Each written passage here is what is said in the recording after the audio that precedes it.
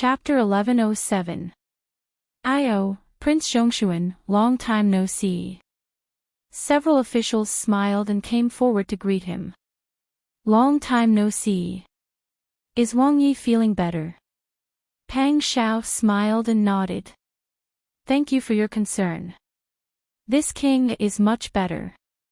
Someone lowered his voice and said with a smile, Your Majesty arranged this court assembly.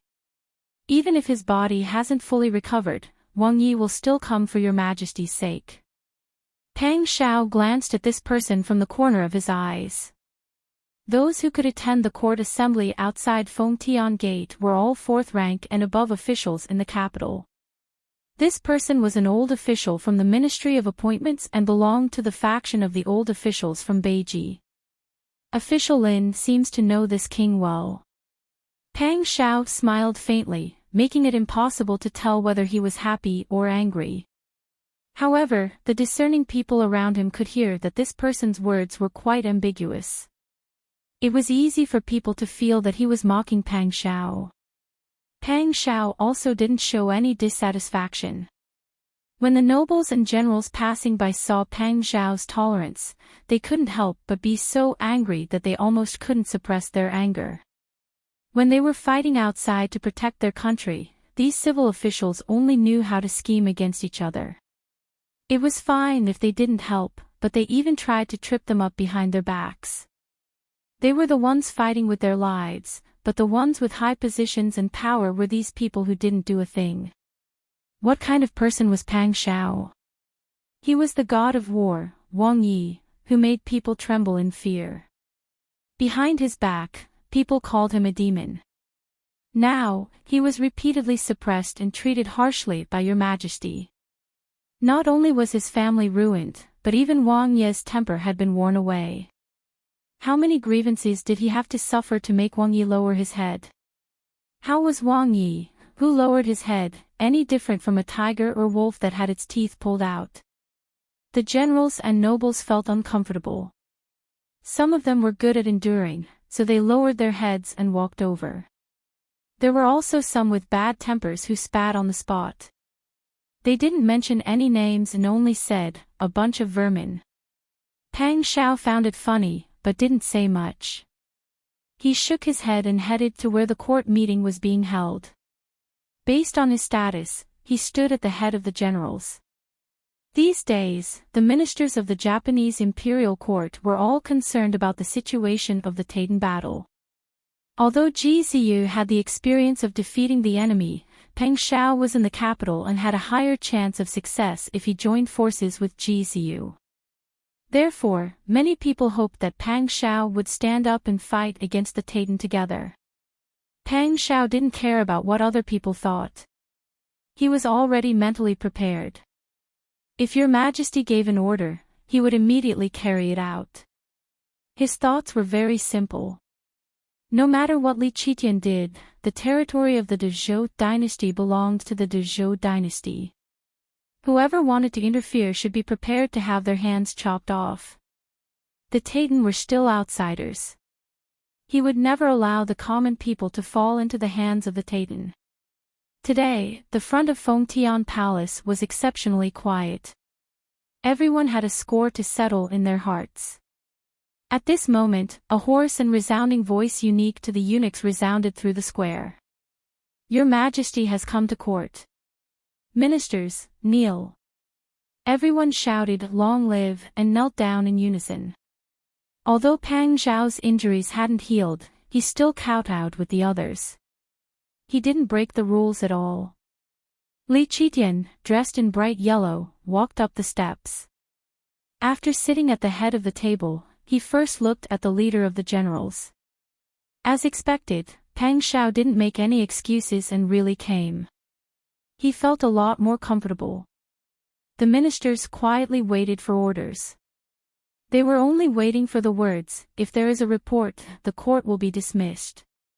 Then, they would propose to your Majesty that Prince Zhongshuan be allowed to go to war with the Taiden.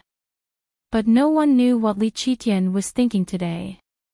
He coughed, and the eunuchs all retreated. Li Qitian stood up and said passionately, Today's court meeting, I have a few decisions to announce. Everyone was nervous, waiting for Li Qitian's next words. Pang Xiao lowered his eyes. His eyes were focused on his nose, and his nose was focused on his heart. He was as steady and self-controlled as before, as if his treasured sword was still in its scabbard. It was as if he wasn't moved by this at all. Pang Xiao was able to keep his composure, but some of the officials became nervous. Li Qitian saw everyone's expressions clearly. Li Qitian was very satisfied that his words could cause so many people to be nervous. But seeing that Pang Xiao still had the same expression as before, as if nothing could shake him, Li Qitian only felt that it was difficult to suppress the atmosphere in his heart. It was like this again. It was as if he had been laughing at him and mocking him. He didn't care about his decree at all. At this time, Li Qitian was more and more sure that his decision was correct. Li Qitian stood up and said, "First, I order Gao Wenliang to be the commander-in-chief of the Tiger Army. He will command 100,000 troops to reinforce Huichuan." As soon as these words came out, the entire court was silent. Everyone was stunned. Their mouths were wide open, and they couldn't react for a long time. It was true that the Tiger Army was brave and fierce, but the only person who could bring out the Tiger Army's ability to the extreme was Pang Xiao, who had single-handedly raised the Tiger Army. Before today's court meeting, many people thought that Pang Xiao would definitely go to war and regain control of the Tiger Army. But no one thought that Your Majesty was actually afraid of Pang Xiao to this extent. Ning Yuan was threatened by Taiden, but he was unwilling to teach the Tiger Army to him. Those officials and generals who hoped that Pang Xiao would go to war were shocked and couldn't come back to their senses.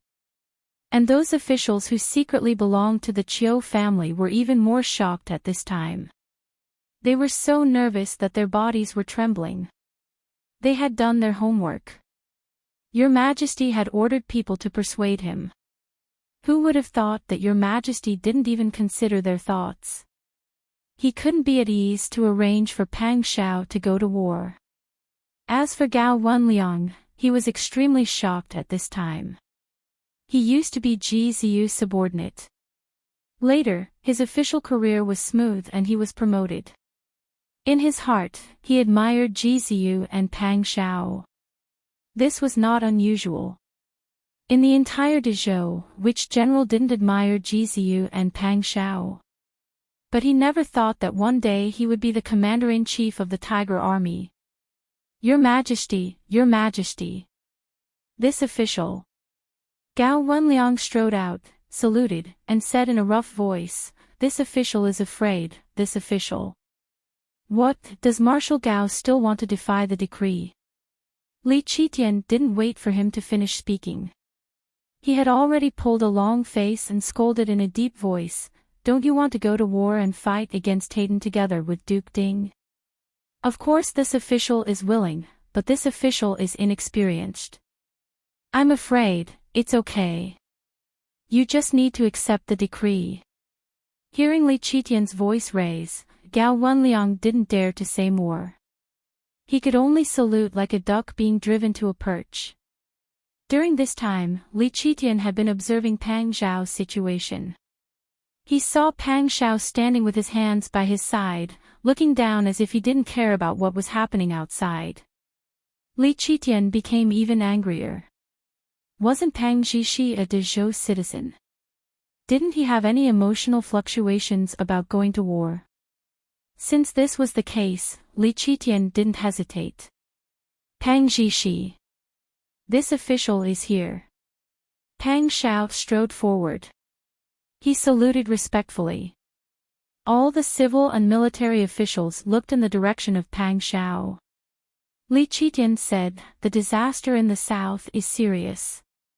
When the Earth Dragon turned over, you were outside to provide relief. You must have a lot of experience. You will also be more confident in dealing with the disaster relief. The people are the foundation of Dezhou. I will give this task to you. You will be the special envoy for disaster relief. You will be sent to the south to control the flood and prevent the people from suffering. Everyone was even more shocked than before. They couldn't close their mouths. Most of them were smart people. What didn't they understand at this time? Your Majesty was clearly afraid of Prince Zhongshuan and didn't dare to let him touch the tiger army.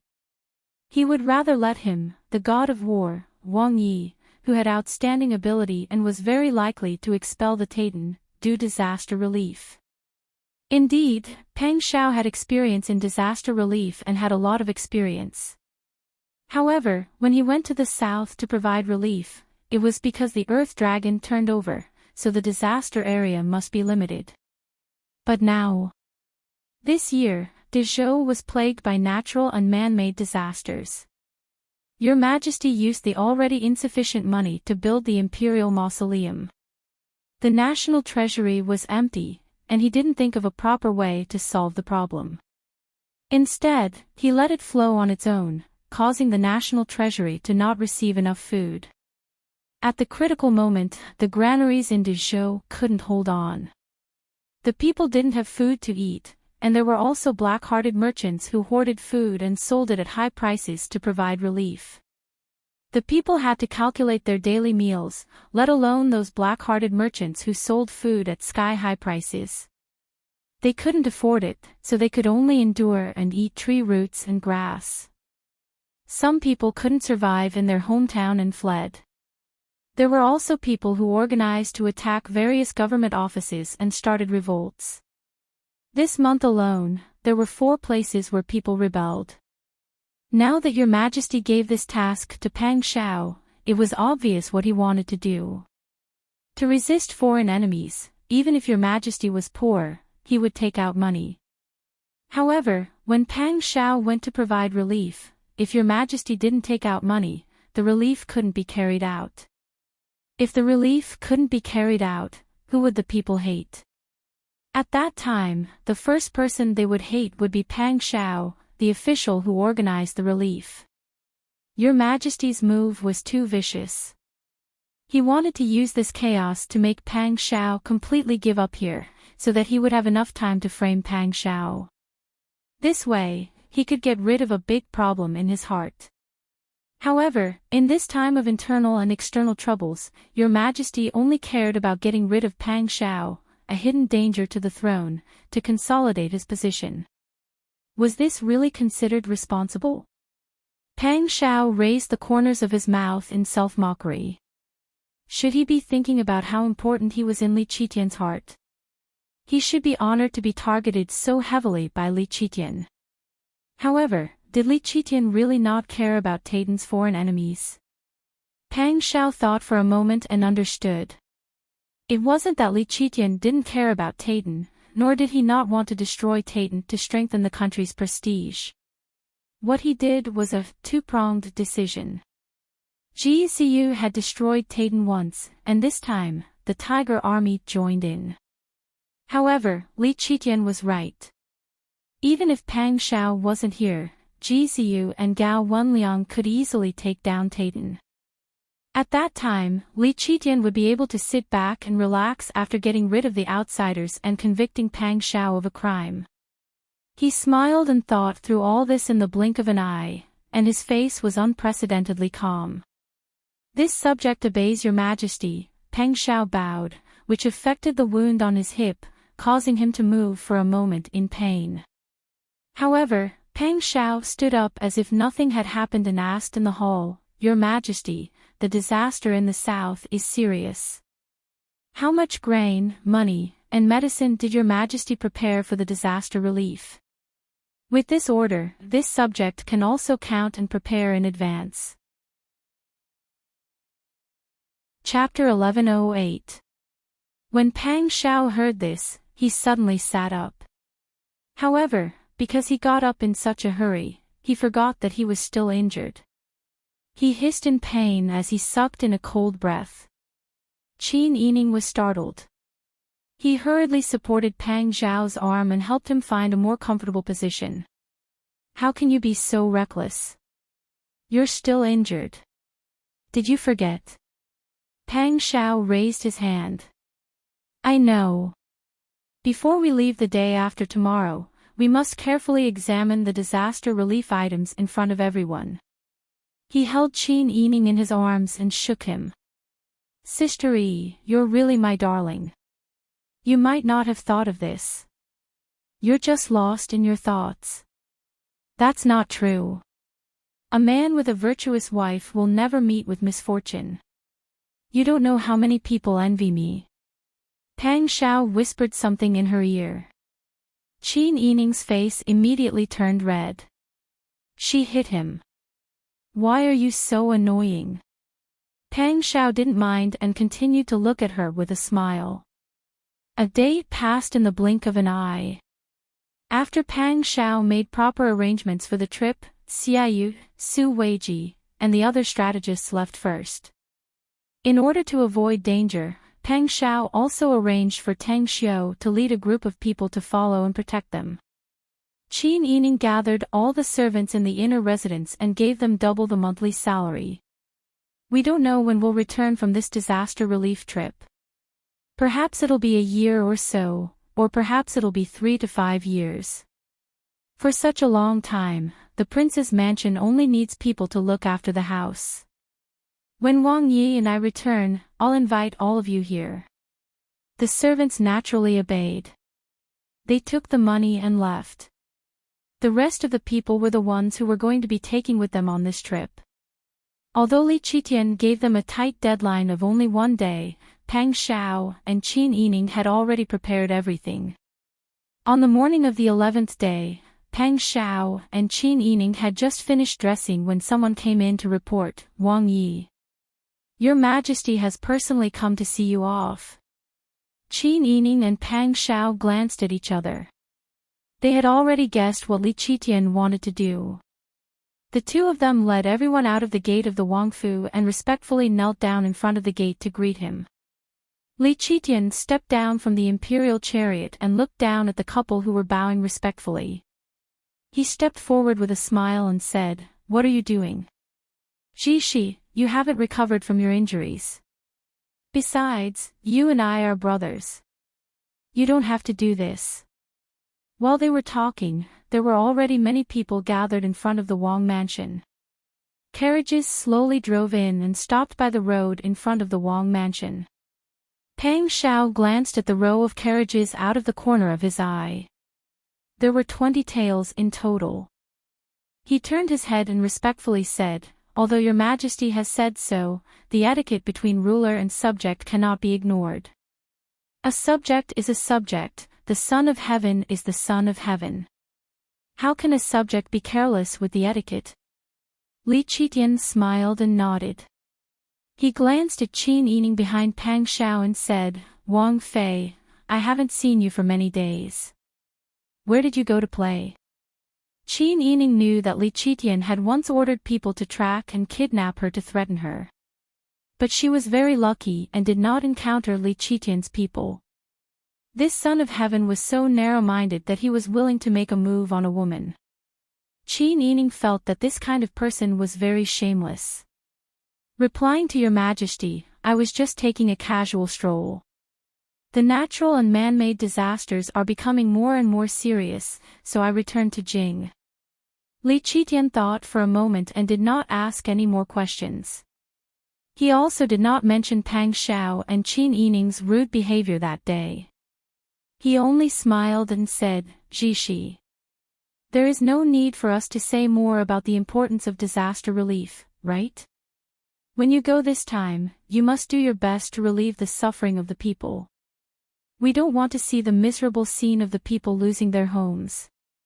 But this was caused by this person in front of him. Qin Yining lowered his long eyelashes, perfectly hiding the disdain in his eyes. Pang Xiao said, Your Majesty is right. I am afraid this subject will do my best to share your Majesty's burden. He then looked at the carriages parked by the road and said with a smile, These are the supplies for the disaster relief of the victims. Li Qitian smiled and nodded, Yes. These have been recorded. You can take them with you. As he spoke, he turned his head and indicated. Xiong Jinshui's hands immediately touched a small book with a dark blue cover. Pang Xiao took it and respectfully thanked His Majesty for his kindness. He took the account book and turned to leave. He handed it to Huzi. Take some people to count the goods. The supplies and the carriages must be taken apart and displayed in public. Yes.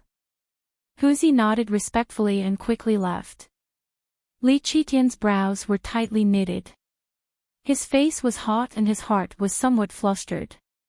Pang Xiao excused himself and led Qin Yining forward to help. Li Qitian hurriedly said, "The things recorded in the book have been brought over. It's almost the auspicious time to set off. You should also make some preparations." Pang Xiao did not seem to understand Li Qitian's words. He smiled and said, "Yes, this subject is making preparations." Seeing Pang Xiao getting busy, Li Qitian's brows were furrowed so tightly that they could squash a fly. Jin said that the auspicious time has arrived. We cannot delay the departure time. Otherwise, according to the imperial astronomer's calculations, it will be a very bad thing. Shi, you and Wang Fei should quickly get on the carriage and set off immediately. Although Li Qitian's tone was that of a discussion, he was the emperor. His words were like gold and jade. Pang Xiao could not disobey His Majesty's decree in public. He could only lead Qin Yining to the carriages. Huzi, on the other hand, began to inspect the carriages with great fanfare. He did not care whether or not the carriages that were already packed would be overturned. The veins on Li Qitian's forehead were bulging. He immediately said, "Jin ordered us to set off immediately. Are you deaf?" Xiong Jinshui followed beside the emperor. Since the emperor had spoken, how could he dare to remain silent? Xiong Jinshui quickly walked in front of Pang Xiao and said, "Hurry up. Your Majesty's decree cannot be disobeyed." Pang Xiao did not have any ill feelings towards Xiong Jinshui. His attitude could be considered polite, but his voice was as loud as a bell. "Since Your Majesty said that we cannot disobey, then all the more we should investigate clearly. We cannot allow anyone to take advantage of this loophole. What if someone uses this opportunity to embezzle the disaster relief supplies? Then it is better to investigate clearly in person. This will prevent this official from becoming a scapegoat for no reason." Pang Xiao's words were very direct. Everyone present was shocked.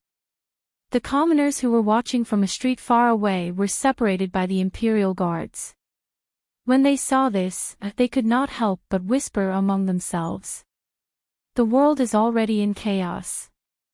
Who would embezzle disaster relief supplies? Wouldn't that be intolerable? You don't know. There are even more despicable grain merchants in the south who are still profiting from the disaster.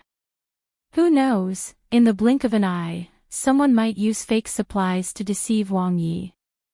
Li Qitian gritted his teeth when he heard this. He had made up his mind to be a benevolent ruler today, so he could not do anything. He could only nod with a smile. "Fine. Since you don't trust us, then it is right to settle things clearly in person. This official is afraid. How would this official dare to doubt Your Majesty?" Pang Xiao immediately knelt down with a plop.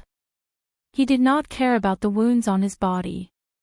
Qin Yining also quickly knelt down. As a woman, it was not convenient for her to speak. She could only lower her head and tremble. It was as if she was frightened by Li Qitian's words. The commoners did not know what was going on. When they saw Wang Yi kneel down, they also knelt down. Prince Zhongshuan's voice in the court was too loud. Many commoners who cared about the court even felt that Pang Xiao could go to war with the Taitan. They did not expect that Your Majesty would arrange for him to go to disaster relief. The commoners did not feel at ease. Taking advantage of the distance, their discussions became louder and louder. There were even people whispering that Pang Xiao, a general who had made great contributions, was now a hero who had no place to display his abilities. He was even suppressed by your majesty and could only obediently kneel down and kowtow. He did not even dare to explain himself. As the commoners thought this, the discussions of those who were not careful enough became louder. Although Li Qitian did not know what the commoners were thinking, he could roughly guess from their expressions. How could he have forgotten that Peng Zhishi was the best at winning people's sympathy and making them stand on the same side as him? Although he was angry, Li Qitian had already thought of a countermeasure and was no longer flustered. Originally, he was just trying his luck today. If he could use this method to subdue Pang Xiao, it would be an unexpected gain. If he could not, it did not matter. He was the son of heaven. Could it be that he could not intimidate a small person like Wang Yi? After a short moment of anger, Li Qitian changed the topic. Your inspection is correct. After all, we have many things to attend to every day. We do not have to do everything by ourselves. For example, the supplies for disaster relief this time were used urgently and in large quantities. We did not have time to inspect them carefully. It is good that you inspect them carefully. Otherwise, if something goes wrong, we would be letting down the victims. Pang Xiao lowered his head and looked at the ground. Li Qitian's shadow was elongated by the morning sun and cast a shadow on the limestone tiles in front of him. It seemed that Li Qitian had stopped immediately after his plan failed and was planning to arrange for someone to take the blame. Pang Xiao cursed inwardly, but on the surface, he smiled and kowtowed. Yes, this subject will definitely inspect them carefully. Sure enough, it didn't take long for Huzi and his men to check the contents of the carriages. Then, he handed the booklet to Pang Xiao and said, Your Highness, we didn't find any gold or silver in the carriages. These 20 carriages of provisions and fodder can only fill 10 or so carriages. There is no gold or silver written on the booklet. Pang Xiao handed the booklet to Li Qitian and said with a smile, Your Majesty, this subject will not look into the missing parts. However, Your Majesty must strictly investigate the person who recorded the false accounts, or this person has embezzled the imperial court's money. This subject believes that the person who tampered with the books has ulterior motives. Think about it, this subject went to the south to carry out an errand for Your Majesty's sake. Naturally, this subject will be indebted to Your Majesty. This subject is also a capable person by Your Majesty's side. If this subject uses this to drive a wedge between you and your subject, it will be difficult to carry out disaster relief in the future. Li Qitian nodded repeatedly, but he secretly sighed in relief. Fortunately, Peng Xiao had a different idea and did not directly suspect him. Otherwise, he would not be able to explain himself in front of these people, let alone in the distant future. Rest assured, this subject will investigate thoroughly. Li Qitian's face was as calm as water. Pang Xiao said respectfully, Yes, this subject thanks Your Majesty. After he finished speaking, he turned and ordered Huzi, Take people and gather the provisions. It will be easier to manage them after the trip. Otherwise, if the procession is too long, there will be trouble. Huzi immediately obeyed and took people to move the supplies. When the supplies were moved, the guards of the prince's mansion did not ask the people to move away. Everyone's eyes were fixed on them, and no one had a chance to do anything. After the provisions and supplies were loaded into the carriages, Pang Xiao counted the number of carriages and said with a smile, 8 carriages could have transported the provisions, but the Ministry of Revenue actually packed 20 carriages. Chapter 1109. Your Majesty is wise.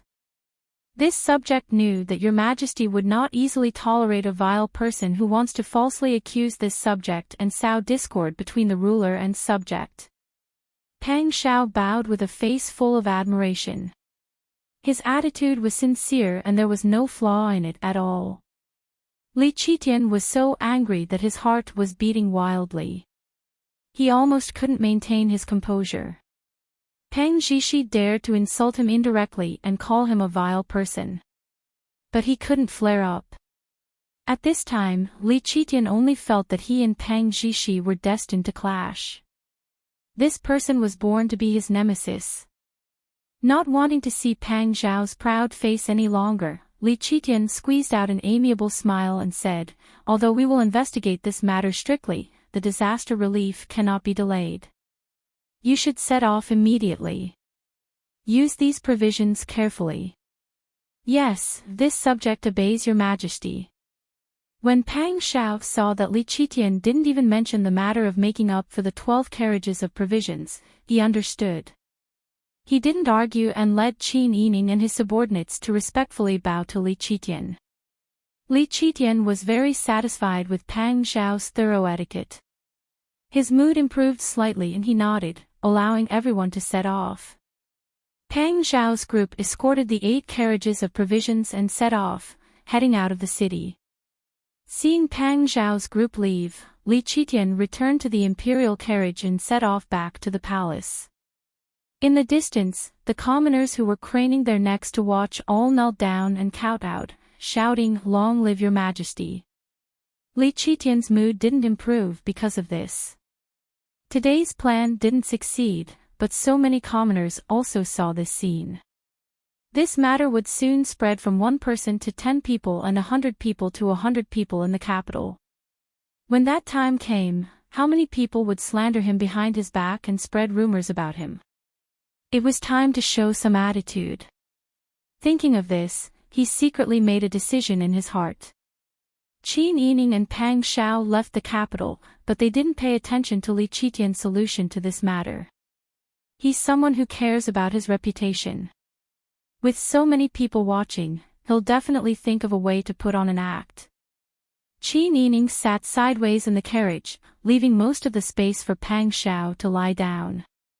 "I just didn't expect him to come up with such a way to slander you.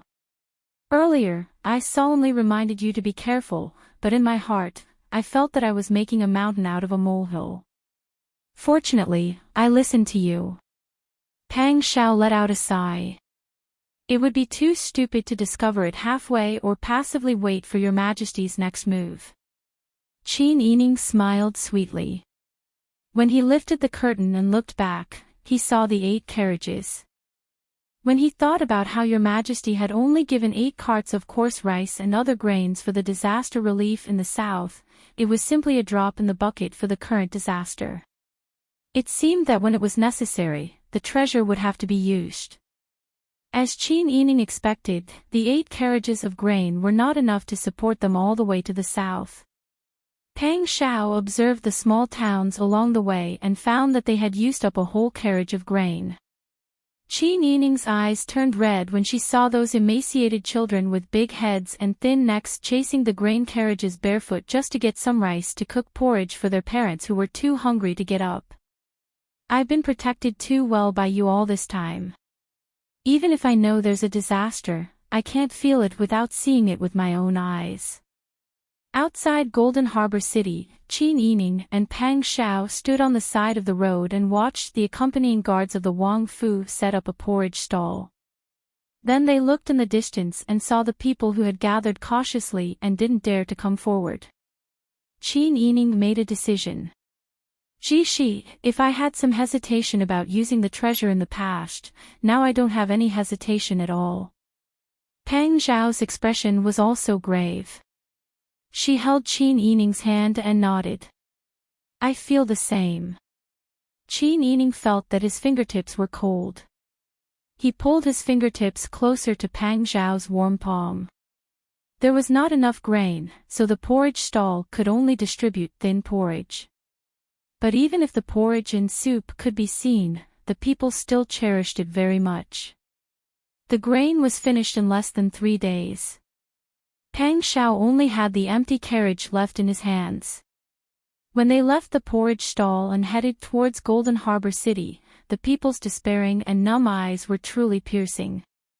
In front of a natural disaster, the power of a person was really too small. But fortunately, they still had a chance to fight. The situation in Golden Harbor City was better than outside the city, but it was much worse than when Qin Yining came last time. Pang Xiao brought so many attendants and drove an empty carriage.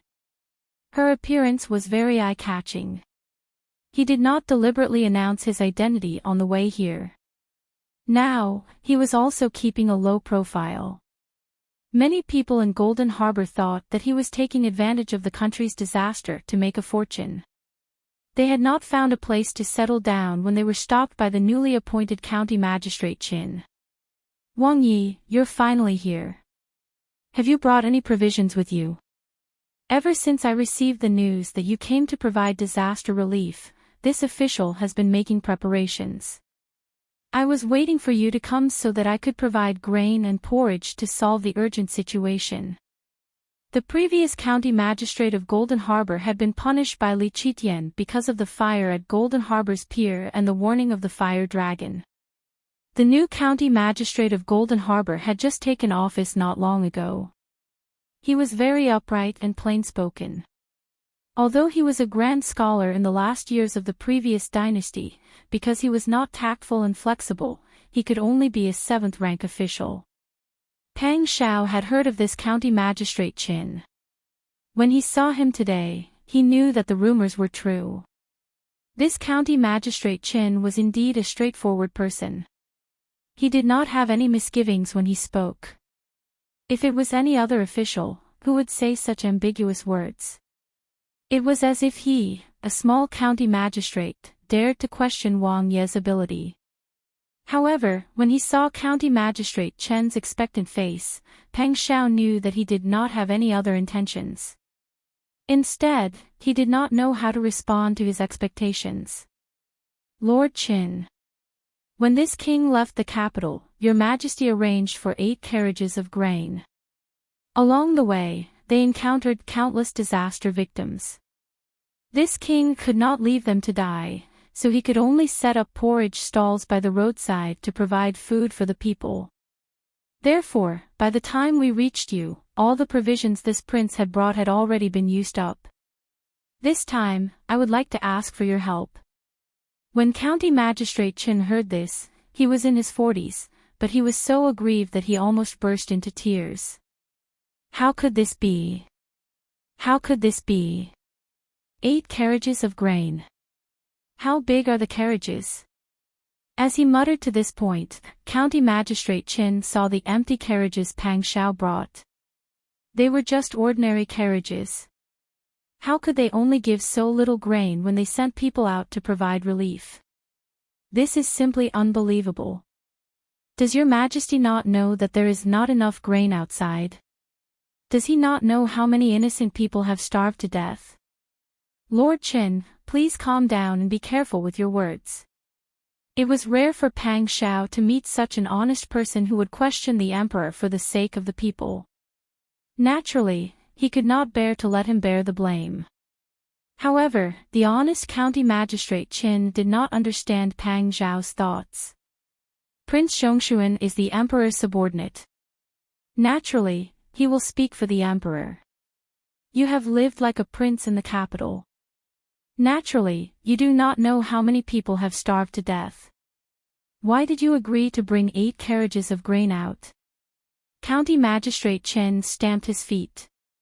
How dare you? Huzi could not bear to listen any longer. He reprimanded, the national treasury is empty.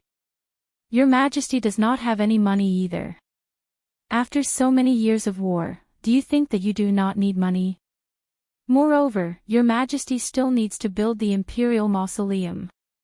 Is it wrong for Your Majesty to use money to build the imperial mausoleum? Now that there is no money to provide relief, the 8 carriages of grain were all fought for by Wang Yi. How dare you be so picky? Are you not afraid that Your Majesty will punish you severely when he finds out?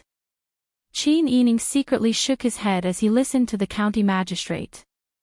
The people around Pang Xiao naturally learned some of his ways of doing things. Huzi's words seemed to be speaking for Your Majesty, but in fact, it only increased County Magistrate Chen's dissatisfaction with Your Majesty's actions. He had unknowingly given Li Qitian another crime. County Magistrate Chen was furious when he heard this. However, He also knew that his words carried little weight. He had spoken so harshly just now. It was already Wang Ye's mercy that Wang Yi did not punish him. The people around Wang Yi naturally spoke on Wang Ye's orders. If he contradicted this imperial bodyguard, wouldn't he also contradict Wang Yi? County Magistrate Chen suppressed his anger. He lowered his head and said with determination, "Wang Yi, you have been ordered to provide relief. Since you have arrived at Golden Harbor, you should focus on providing relief. Whether the people of Golden Harbor can survive depends on Wang Yi." Pang Xiao said helplessly, "This king also has to send a letter to your majesty to ask for food. I can't guarantee anything at the moment." Seeing that Pang Xiao did not dare to guarantee anything, County Magistrate Chen became anxious. County Magistrate Chen was anxious and angry. He grabbed Pang Xiao's sleeve and said, "Your Highness, you can't just stand by and watch him die. There are so many people waiting for you to save them. If you can't come up with a plan when necessary, don't blame me for being too ruthless. I can't let you leave Golden Harbor even if I have to risk my life." Qin Yining clicked his tongue when he heard this. Wasn't this lord a little too forceful? He really dared to say that he would detain Pang Xiao here. This person clearly knew what Pang Xiao was thinking. He knew that Pang Xiao was not someone who would target the people and would not punish him for such a thing. That was why he dared to make such a tough request. Qin Yining shook his head and sighed softly. Pang Xiao really couldn't do anything to such an unreasonable official who wanted the good of the people. Pang Xiao really did not get angry.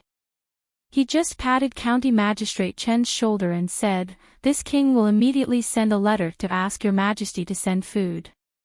Please cooperate with us and pacify the people, including those who are waiting outside the city for food. This king will not leave. When the people here can survive, this king will go to the old capital of Dian." County Magistrate Chen was stunned by Pang Xiao's kind and reasonable attitude. He even wondered if Wang Yi would kill him in anger, but he still did it. He was betting that the rumor that Prince Zhongshuan was a benevolent and righteous person was true. Now that he saw Prince Zhongshuan's character, County Magistrate Chen couldn't help but pull back his hand that was pulling Pang Xiao's sleeve. He knelt down with a thud and kowtowed 3 times. He didn't care even when his forehead turned purple. For the people of Golden Harbor, this official thanks Wang Yi. Pang Xiao quickly helped him up and comforted him. "You and I are doing this for the same purpose. Disaster relief is this king's duty. How can I accept such a big gift from Lord Qin?" County Magistrate Qin waved his hand and shook his head with an ashamed smile. Pang Xiao said, "I will need Lord Chen's cooperation these days." Chapter 11:10. Then I'll have to trouble official Qin. This way, Wang Yi. Magistrate Qin warmly led the way. Pang Xiao nodded and turned to look at Qin Yining. Qin Yining smiled and motioned for him to go first. He himself followed behind with his servant girls and attendants. Behind them was the empty carriage. The group of people headed in the direction of the yamen. Qin Yining had been to Jingang many times. This time, he saw that the streets were in a state of decay. Fortunately, it was near the sea and the situation was slightly better than what he had seen along the way. But the city that was shrouded in the dark clouds of famine was still lifeless. Not only were the people like withered grass that had been sucked dry of water, even the roof tiles, curtains, and banners were in tatters. Weeds grew out of the cracks in the tiles and withered due to the cold weather. All of Jingang seemed to be shrouded in a layer of black fog. It was indescribably lifeless and decadent. Official Qin came to the yamen because of Pang Xiao and the others. He smiled and said, "When I knew that Wang Yi was coming, this official had already arranged for my family to stay elsewhere. Wang Yi and Wang Fei can stay here without worry. This official will be outside. If you have any instructions, just let me know at any time." Thank you for your trouble, Official Qin. Pang Shao thanked him politely. Lord Qin shook his head and said straightforwardly, Your Highness, you don't have to be so polite. This is all this lowly official's responsibility. I only ask that Your Highness will do his best to help the common people survive. This lowly official is willing to be a cow or a horse. A word of thanks made Official Qin feel deeply moved. Qin Yining watched from the side. He felt that Official Qin was still so straightforward even after the age of 40. What was even rarer was that his thoughts were pure. He was doing it for the people and not just for himself. This made him worthy of respect. Official Qin quickly left and hurried to comfort the people. Pang Shao and Qin Yining organized their luggage for the time being. Huzi and Jing Zhe kept a tight watch around the bedroom. Qin Yining felt relieved and asked Pang Shao in a low voice, Where did Mistress Ye go? The main body should be arriving soon. They set off earlier than us and took some detours. They also deliberately avoided us to avoid attracting attention. I think they will arrive in these 2 days. Qin Yining nodded. He took the soft eiderdown cushion that Ji Yun took out from her bundle and laid it on the official's hat chair by the window. He patted it lightly and said, Come and rest for a while. The journey was so bumpy and tiring, I wonder if your wounds have reopened. Pang Shao looked at the thick and soft mattress and couldn't help laughing. Before they left, Qin Yining was worried that he would feel uncomfortable in the car, so he had rushed to make it overnight. He sat up and felt very comfortable. I'm not made of paper. I'm almost healed. How could my wound open again? You just need to relax. Even though he said that, his wound still hurt slightly when he sat down. Pang Shao naturally didn't care. He had fought on the battlefield and suffered countless injuries, big and small. He couldn't even remember when and how he got the scars on his body. They were just superficial wounds from being beaten. To him, being beaten made him angrier than the pain. However, while Pang Shao didn't care about the pain, Qin Yining seemed to empathize with him.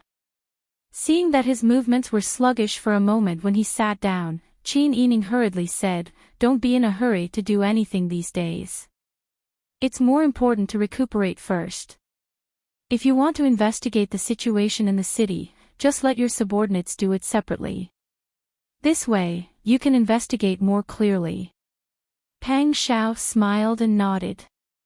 He raised his hand and pinched Qin Yining's white and tender face. You're so young and naggy. You're almost an old mother. If it were someone else, I wouldn't be bothered to say that. Qin Yining rolled his eyes at him. His shimmering eyes were like flowing waves. Pang Shao felt that this woman was always so captivating. Just one look was enough to make his heart ripple. He pulled her into his arms, startling Qin Yining. What are you doing? Pang Shao didn't answer. Only his warm lips landed on her white face and cheeks. He cherished her as if Qin Yining was a rare treasure that he had painstakingly obtained. Qin Yining tried not to press Pang Shao down so that his wounds wouldn't hurt. However, his warm and firm embrace and his joyful gaze made Qin Yining's heart burn with passion and moved him. They had been married for many years. Their journey had been bumpy and they rarely spent time together. However, he had never been swayed by prosperity. He always treated her the same. Qin Yining's body and heart softened. She leaned on his shoulder and enjoyed this rare moment of silence. At this moment, the two of them didn't want to talk about national affairs. She just wanted to be with Pang Shao. It would be enough if they could live a peaceful life. She didn't need any glory or wealth. She just wanted her whole family to be able to gather together peacefully. However, the natural disaster was getting worse day by day. There were uprisings against Li Qitian everywhere. Li Qitian was so afraid of Pang Shao. Dezhou could be said to be facing strong enemies from outside and internal problems from within. They had even caught up with the natural disaster. They didn't have the right time, the right place, and the right people. However, Peng Zhao's identity couldn't ignore these things. Qin Yining only allowed herself to be weak for a moment. Because she knew that if she wanted to realize her dream and live a peaceful life with her family, there were indeed some things that could be done while the world was in chaos. Jishi, it's better to order people to carefully observe the situation in the city these days. Sir Xia and the others are about to arrive. We also need to make preparations in advance. When he met her bright and beautiful eyes, Peng Zhao couldn't care about anything else in his heart. He planted a few more light kisses on her cheeks before he finally compromised under her unwilling gaze. Don't worry, I'll handle these things carefully. However, based on what I see now, I'm afraid that if we don't touch the treasures, it won't be enough to let the people live. Qin Yining's expression was also a bit heavy. She nodded and said, You think so? If your Majesty could get food, why would he fake it and scheme? Who doesn't rub powder on their face? It seems that your Majesty really doesn't have the money to buy food. In addition, the granaries in various places have been abandoned for many years. That's why he can't take out food at this critical moment. Our Dezhou has indeed experienced natural and man-made disasters. However, it's not to the extent that the entire Dezhou dynasty has run out of food. There is still food, and there must be some from the previous year's storage. However, these are not in your Majesty's hands. Peng Zhao's words hit the nail on the head. Qin Yining nodded repeatedly and said, That's right. There are people everywhere who make money from the country's calamity. Those merchants and rich people have more noble titles than ordinary people. They also have the financial ability to support themselves. This year's natural disaster was foretold.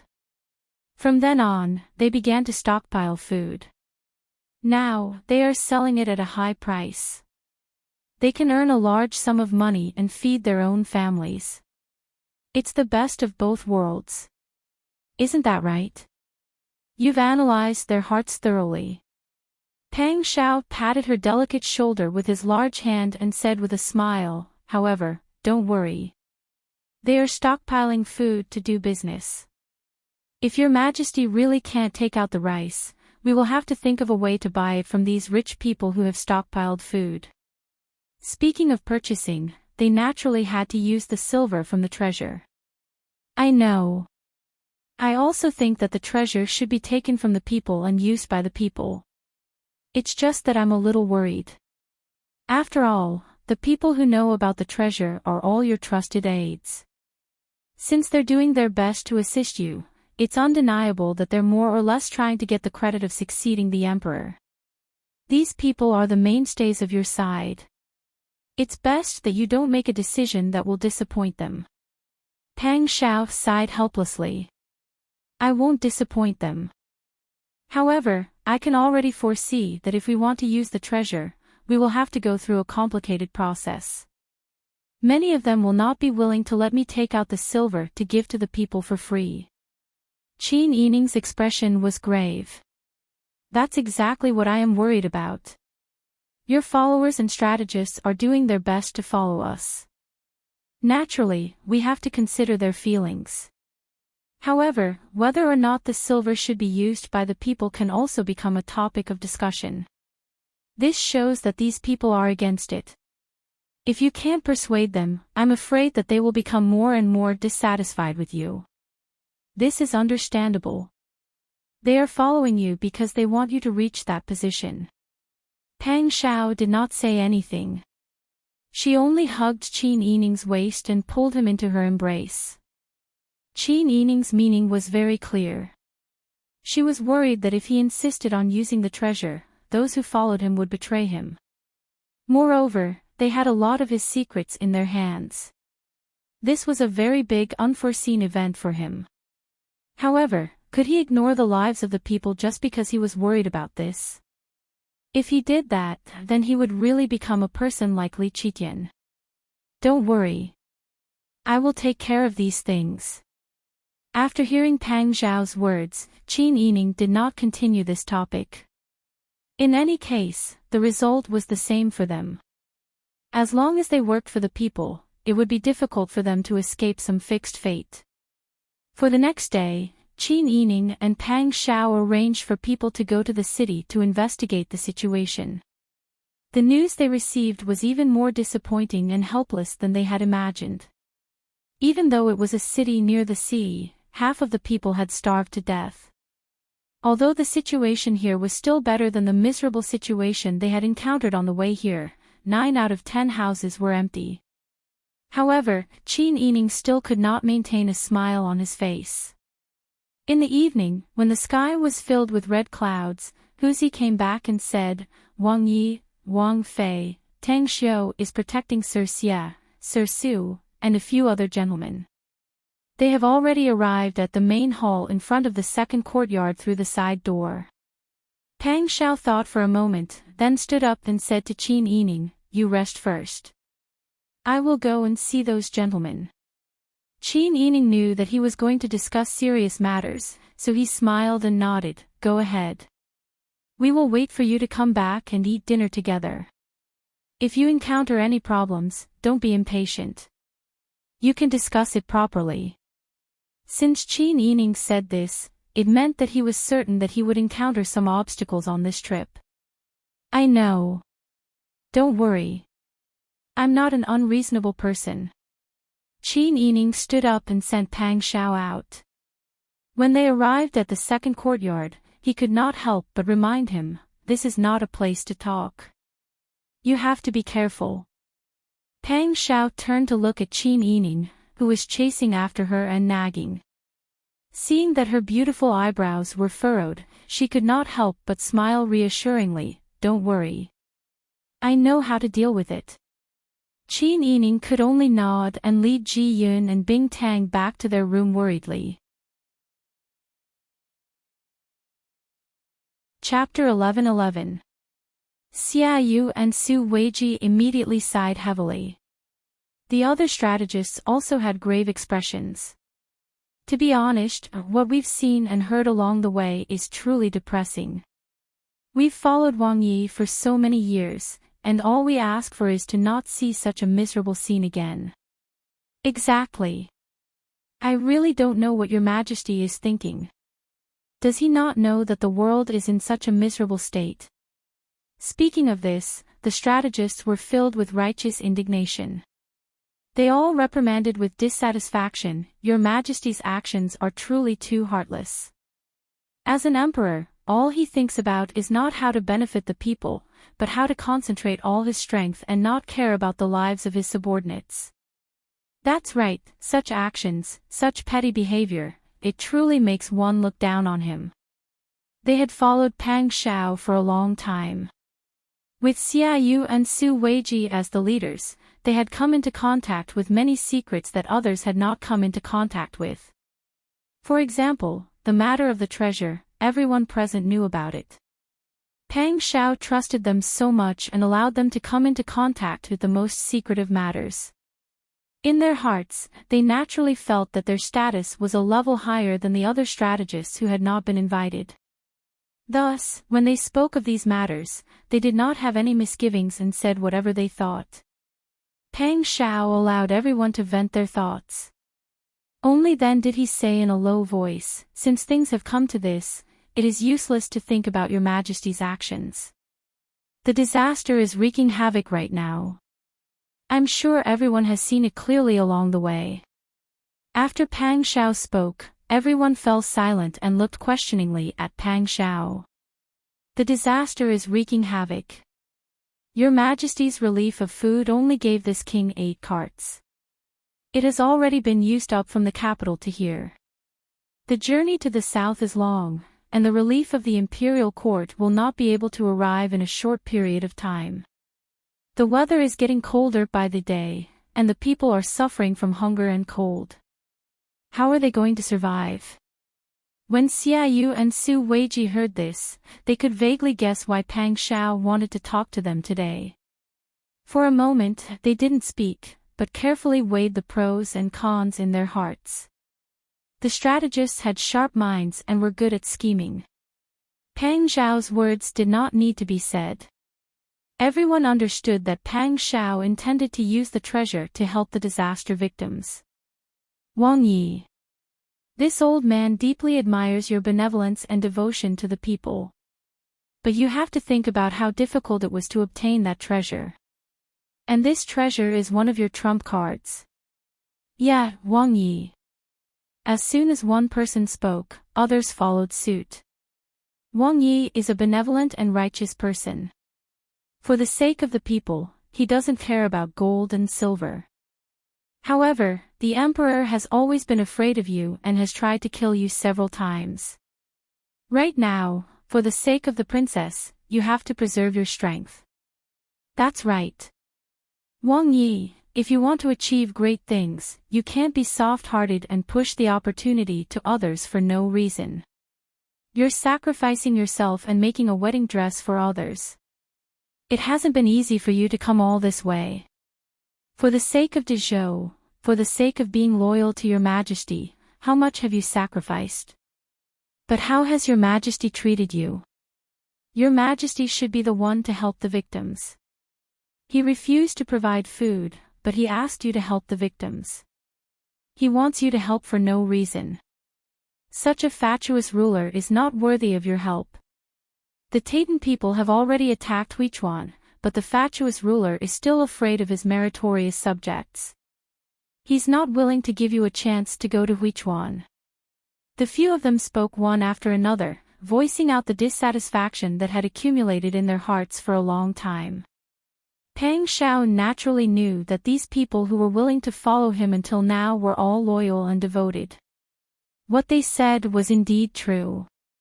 This time, if he took out the treasure because he couldn't stand it and didn't want the people to suffer, the outcome might very well be the same as what the strategists were worried about. He would fork out the money, but all the credit would be taken by Li Qitian. Moreover, even if they didn't say it out loud, they understood in their hearts. The amount of money needed to help the victims was a bottomless pit. There were so many people in Dezhou who were affected by the disaster. Pang Xiao would have to pass through many places on his way to the old capital of the Yan dynasty. No matter how many treasures there were, how long could he last? Xia Yu sighed and said, Wang Yi, the matter of food for the people in this world shouldn't be on your shoulders. Wang Yi has sacrificed too much for the people and for Dezhou. When they heard Xia Yu say this, the other strategists immediately felt their backbone. Xia Yu and Su Weiji were Pang Xiao's two most trusted aides. It could be said that when the strategists were making decisions or couldn't find the right direction, they would first look at these two people's words. Their guesses were basically what Pang Xiao was thinking. Therefore, when Xia Yu said this, the other strategists all began to criticize Li Qitian. They criticized him for being selfish and heartless. They criticized him for not caring about the lives of the people. There were even some who slammed the table and stood up to scold him. Wang Yi, you can't be soft-hearted. You think about doing it for the people, but in the end, those people who eat the food you think of ways to get might not be grateful to you. When Pang Xiao heard this, he raised his hand. Only then did everyone's voices gradually stop. They looked at Pang Xiao expectantly. Pang Xiao looked at Su Weiji and smiled. Mr. Su, what do you think? Su Weiji looked up at Pang Xiao's handsome face. He saw his gentle smile and couldn't read any emotions. After thinking for a moment, he immediately understood.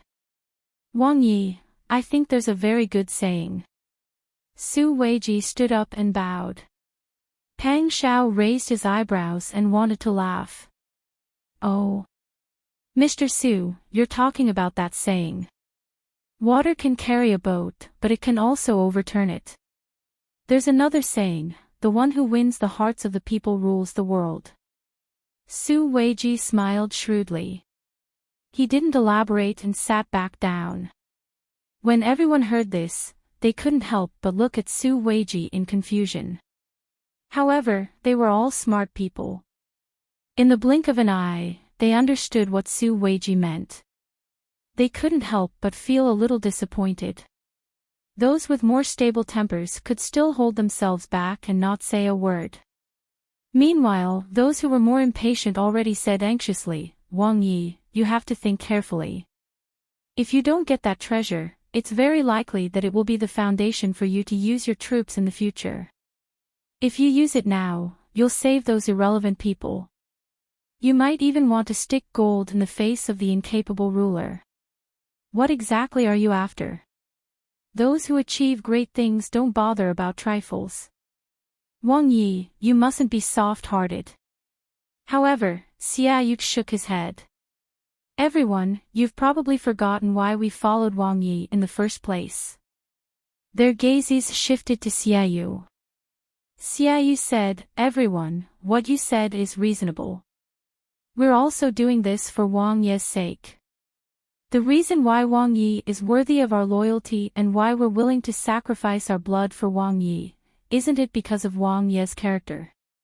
If Wang Yi doesn't care about the lives of the people at this time and only wants to protect the treasure, then what difference is there between his actions and that of an incapable ruler?" Everyone was stunned when they heard this. For a moment, they couldn't find any words to refute. Xia Yu said, "This old man agrees with Brother Su's words. Now is the time for Wang Yi to win the hearts of the people. Your Highness has a bright future ahead of you. Why should you be constrained by these yellow and white things in front of you?" The room was silent. Everyone was analyzing Xia Yu and Su Weiji's words. It was clear that Wang Yi had already made his decision. Pang Xiao saw that everyone was silent. He stood up and said slowly, "This king followed the emperor and started the uprising because the northern Ji dynasty's incapable ruler was muddle-headed and tyrannical. He oppressed the people and there was no peace in the world. This king wanted to restore order to the world, so he inherited his late father's unfulfilled wish and followed the emperor. Over the years, our gang's actions do not seek merit but to not make mistakes. Even if we have to sacrifice our family and suffer some grievances, this king can endure it. Because this king knows what he wants. This king doesn't want personal glory. He wants the world to become what this king wants it to be. The world is so big, the mountains and rivers are magnificent. If there are no people, how will the fields be cultivated?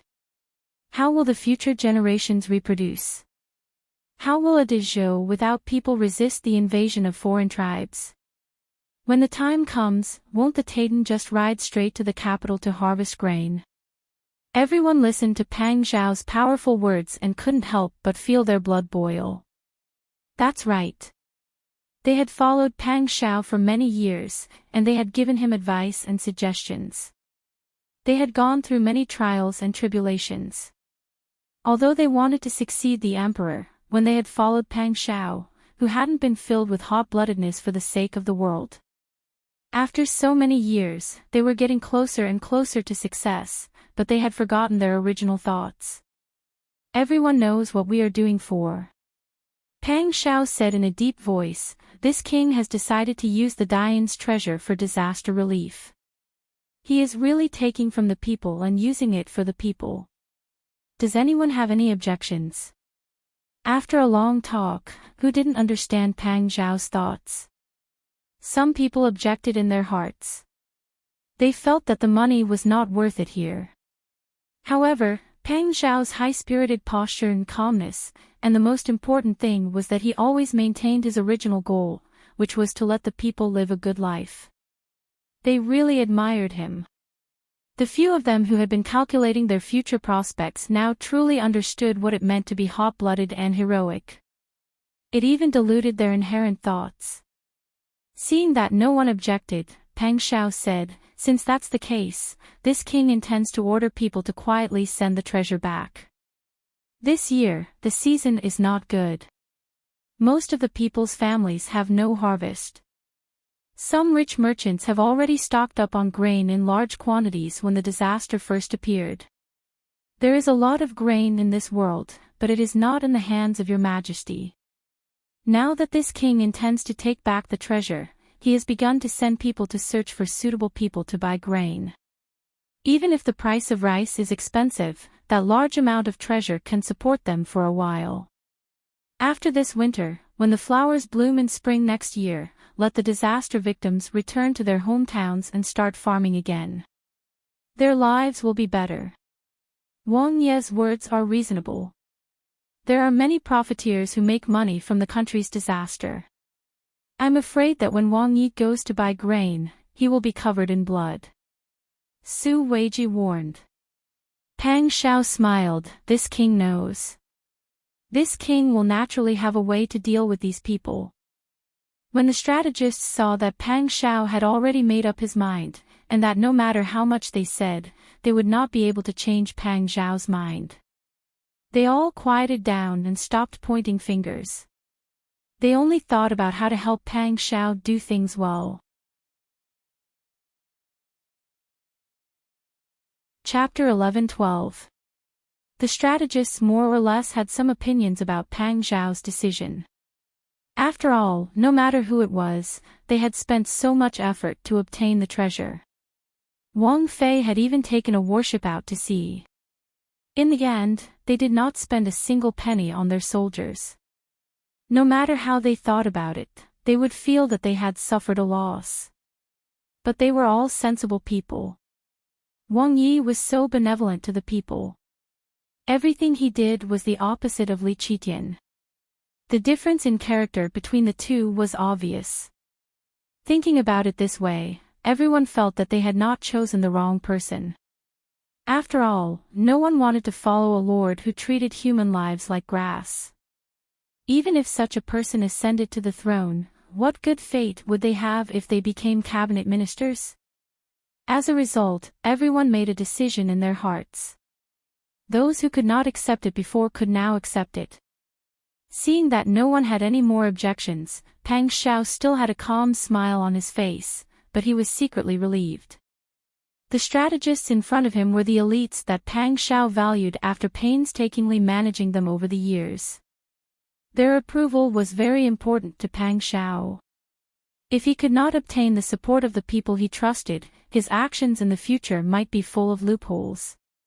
For example, Tao Hanshan had tried to assassinate Qin Yining because he did not agree with his ideas. He felt that a woman like Qin Yining had interfered too much in the previous matters. If it was not for Sakurai, Qin Yining would have been long gone. Pang Xiao absolutely did not want such a thing to happen again.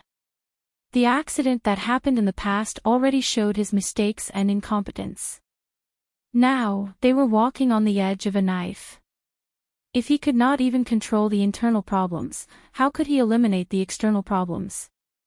After making up his mind, Pang Xiao discussed with everyone in a low voice. In the end, they decided to send out two groups of people. One group would go to the deserted island and quietly transport the treasure in batches and place it in different areas. The other group would go to different areas to investigate. If they found that there were rich merchants storing grain or people profiting from the national disaster and selling grain, they would secretly record it so that Pang Xiao could target and purchase grain in the future. The island where the treasure was located was near Golden Harbor, so it wouldn't take much effort to transport a portion of it. Pang Xiao also ordered people to check if anyone in Golden Harbor had any grain. After the decision was made, Pang Xiao's mood improved a lot. However, everything he did had to be done in secret. He could not reveal any details to Magistrate Qin. Pang Xiao saw how Magistrate Qin looked like he wanted to say something but stopped himself every time he saw him. He was so anxious that he scratched his head and didn't know what to do.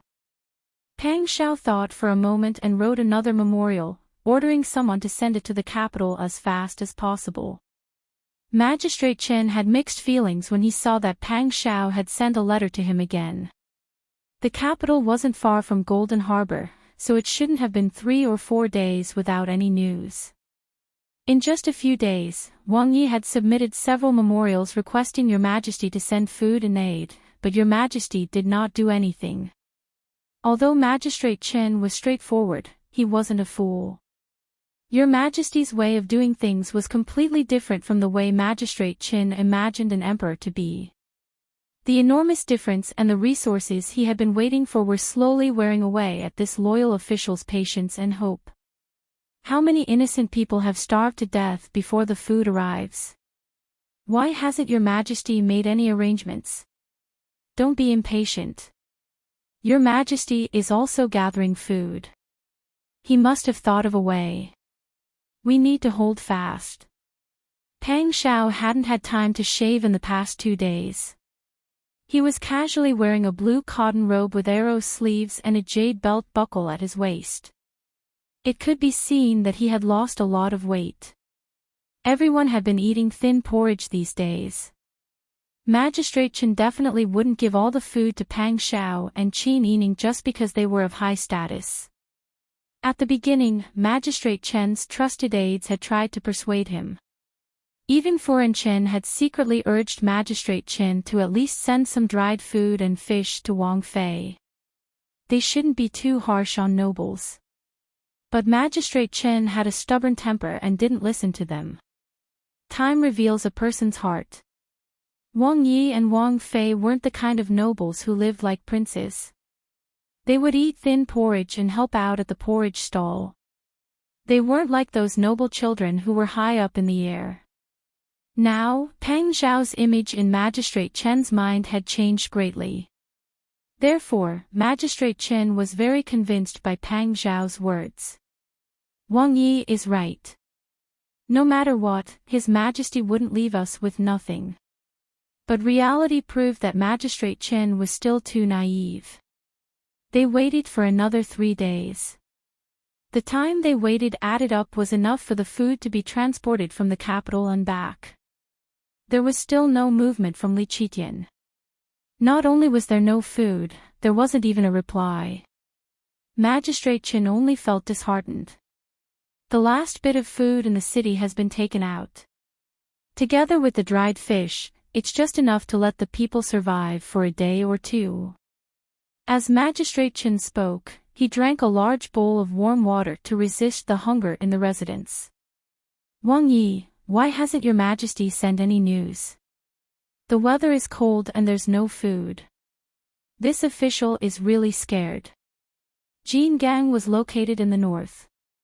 The weather at the end of October was already autumn. But in such a mature season like autumn, they didn't harvest a single grain. It was a season full of hope, but they were starving and waiting for death. The person who should be saving them the most didn't do anything. Pang Xiao also drank a bowl of warm water.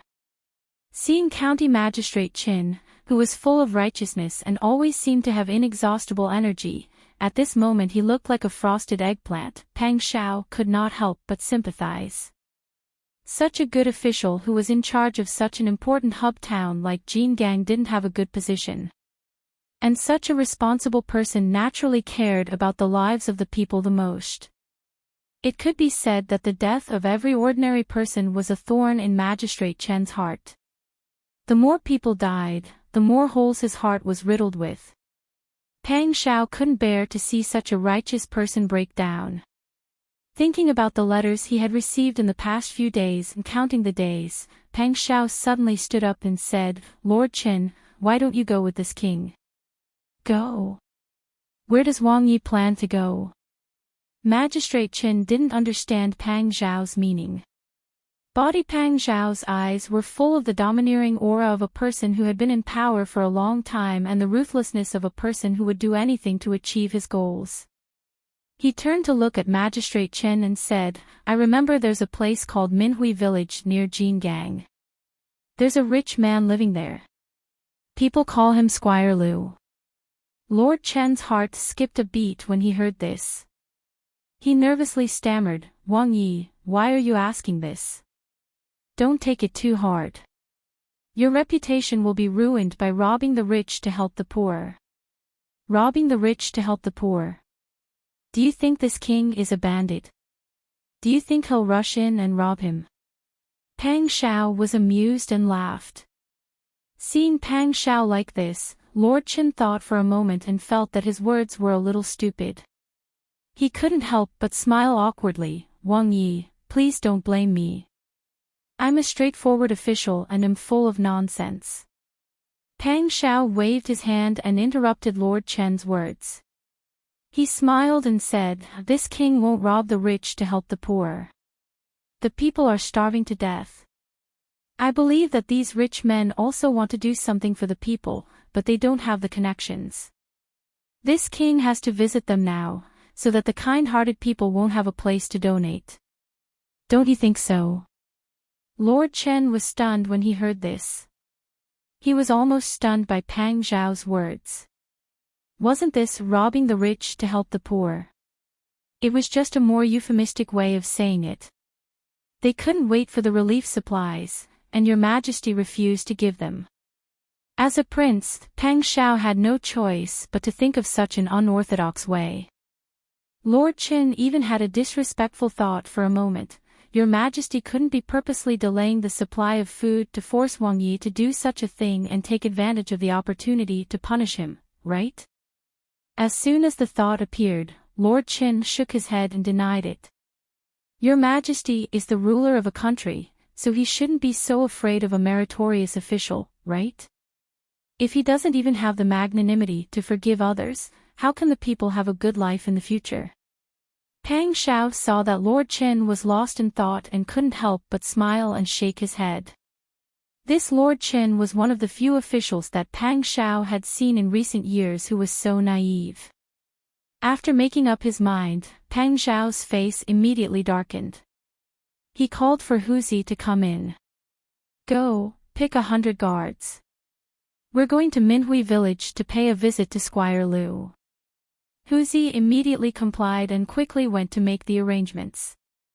Pang Shao also strode out of the room.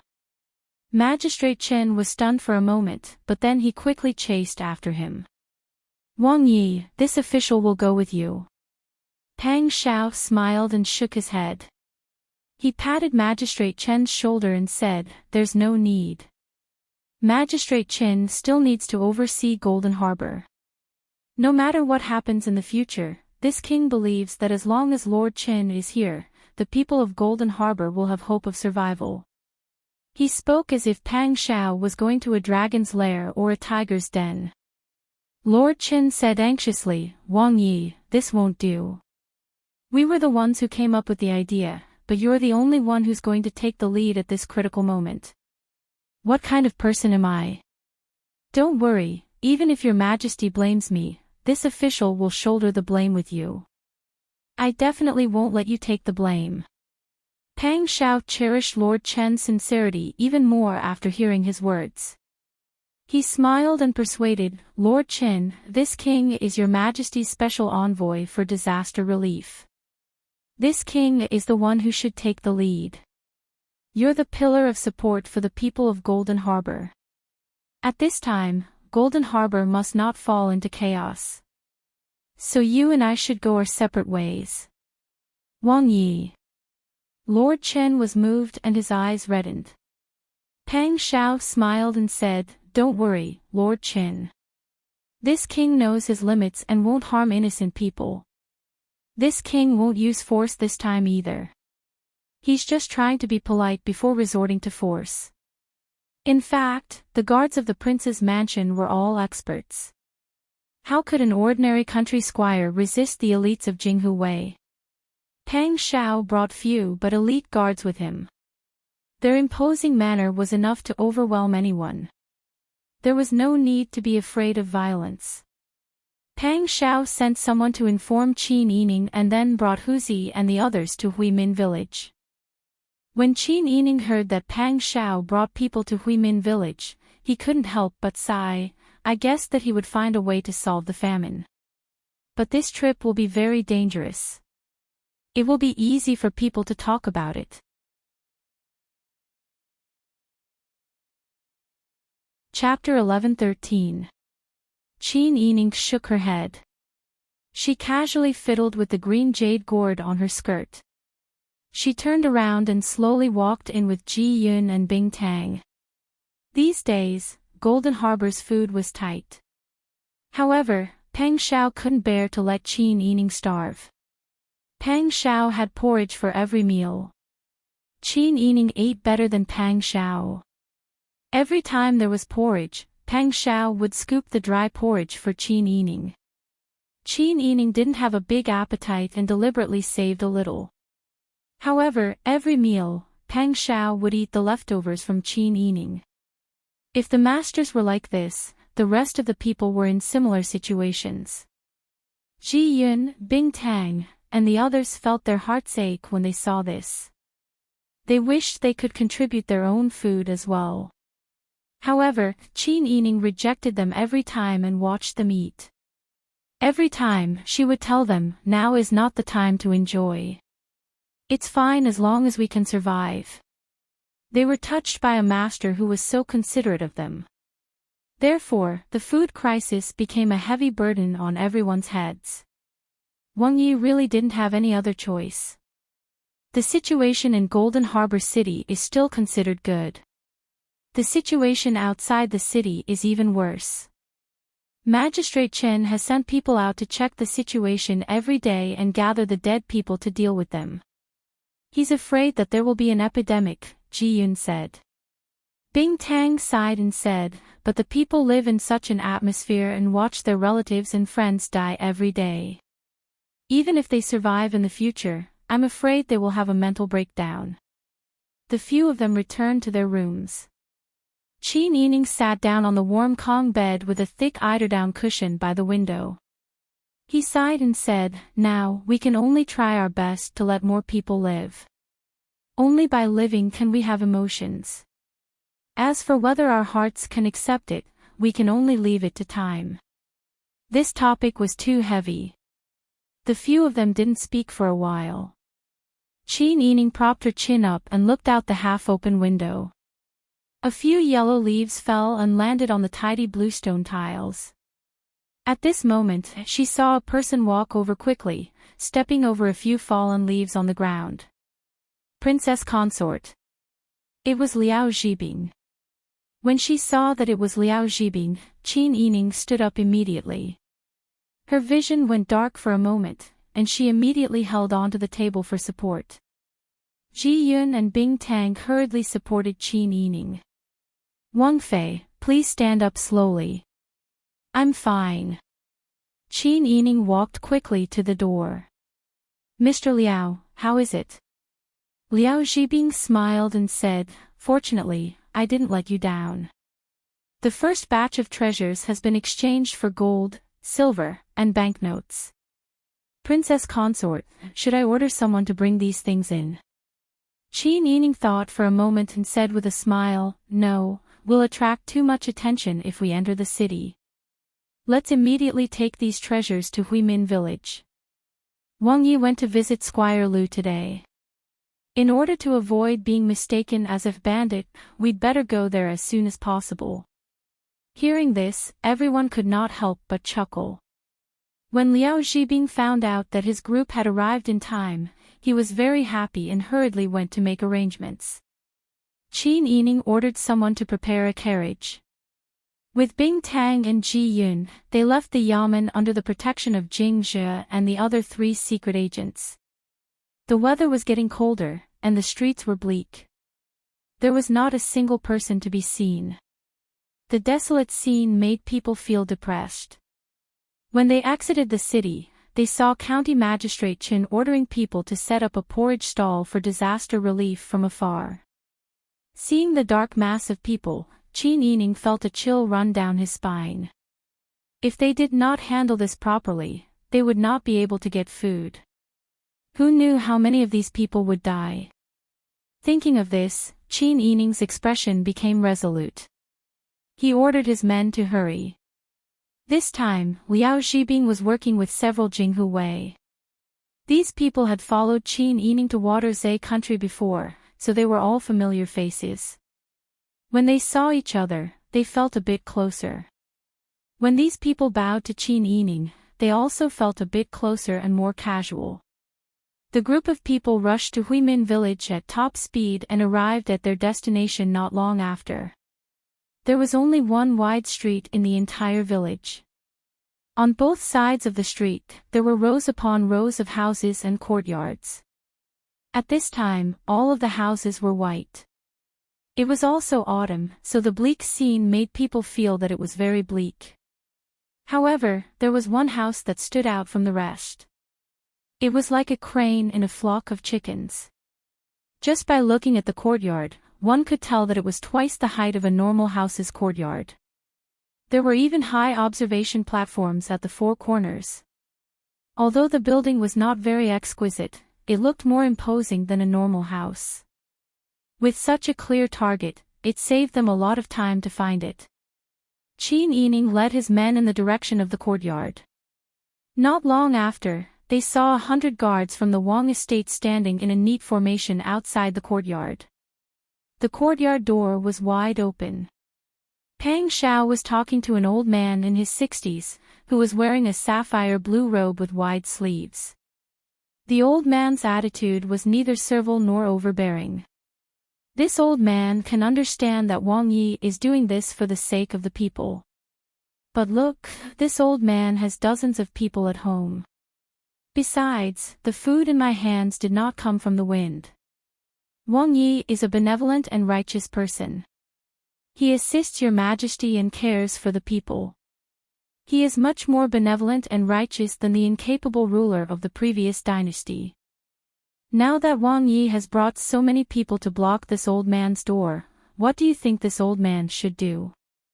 These words seem to be spoken without any rhyme or reason, but in fact, he was using both the carrot and the stick. If the person in front of him was really unreasonable, he might have directly punished the old man for his disrespect. However, Pang Xiao was not such a person. It seemed that the old man had seen through Pang Xiao's character, which was why he dared to speak like this. Pang Xiao smiled.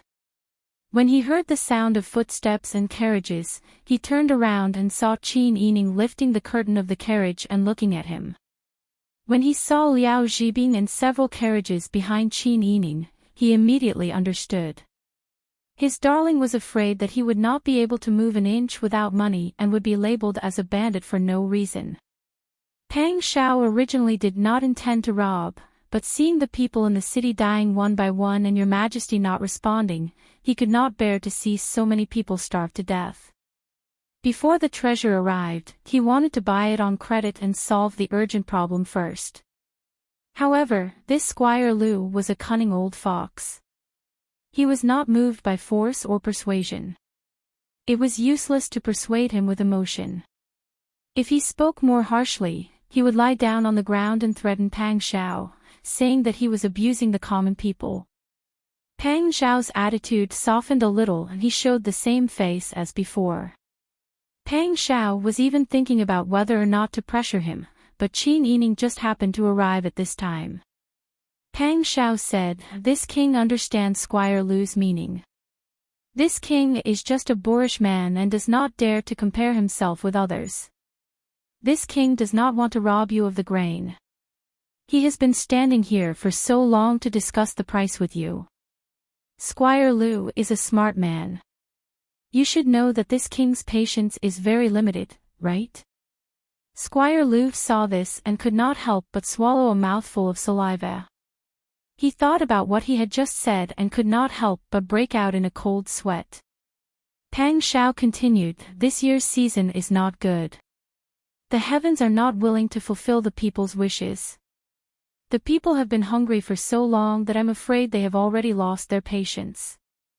The imperial court is saying that even the cleverest housewife cannot cook without rice, but the rice is here with you. What do you think will happen if people find out that you have so much food in your hands?"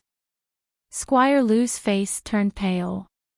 It was true that he had food in his hands, but he didn't dare to tell anyone about it. Even the guards at home might not know what was stored in his warehouse. In this world, the one with the bigger fist had the final say. If Prince Zhongshuan ordered people to rob him, or if he spread the news, he was afraid that even the starving people would rob his house clean before the Prince Zhongshuan sent people. At that time, his whole family might be killed. Squire Lu's face scrunched up as he thought this through. Pang Xiao saw that he was finally afraid and said, "Squire Lu, you don't need to be nervous. This king is just stating the facts and has no other meaning. In the end, this king is here today to buy grain. This king will not ask Squire Lu to sell at a price, but as a citizen of Dezhou, seeing so many people starve to death, Squire Lu should think about the price. Don't worry, as long as the price is right, this king will immediately send people to deliver the money. He will not delay the payment and will not rob you of the grain." Lu Yuanwei saw that Pang Xiao had been standing there and talking with him for a long time. If it was someone with a bad temper or a domineering personality, perhaps the soldiers and horses would have already rushed in while they were talking. Thinking of this, Squire Lu said, "Wang Yi, don't blame me. This old man has no choice. You see, there are so many people in my house. Moreover, we are really short of grain now. This old man can't sell all the grain to you. Wang Yi, please understand." "Not at all." Pang Xiao waved his hand and said, "You just have to say the price." Squire Lu thought for a moment and then pointed a few fingers at Pang Xiao. Pang Xiao couldn't help but sneer inwardly. It seems that this king didn't tell Squire Lu everything. Or perhaps, Squire Lu still can't figure it out. Pang Xiao looked around and sighed. It's so comfortable to live here with mountains and rivers. It's a pity that the year is not good and there are more and more hungry people. Many bandits are hiding in some mountain. It's really worrying.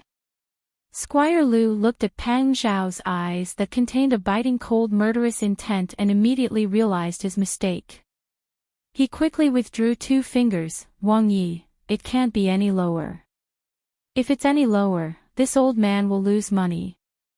Think about it, how long has it been raining? The price of grain changes day by day. You have to be considerate of this old man." Pang Xiao saw that his threat was effective. Squire Lu's face turned pale and his head was covered with cold sweat. His trembling lips loosened and he couldn't help but laugh inwardly. On the surface, Pang Xiao still looked solemn and didn't speak. Jinghu Wei, who had accompanied him, saw this and immediately came forward to say, "Wang Yi, you see, Squire Lu doesn't sincerely want to do business with you. Why don't you ask the Lu family who has more grain nearby? You can leave it here and talk about it later." "Talk about it later?" Squire Lu was so scared that his hair stood on end. He stared nervously at Pang Xiao and clenched his teeth as he withdrew 1 finger. "Wang Yi, please do me a favor. It really can't be any lower. You can't say that you're here to sell grain and expect this old man to give you money, right? How dare you?" Jingzhe listened for a long time and immediately stepped forward and shouted, "How dare you be so rude to Wang Yi? Don't you want your head? Wang Yi, what's the price? Tell me a price." Squire Lu almost covered his head and hid.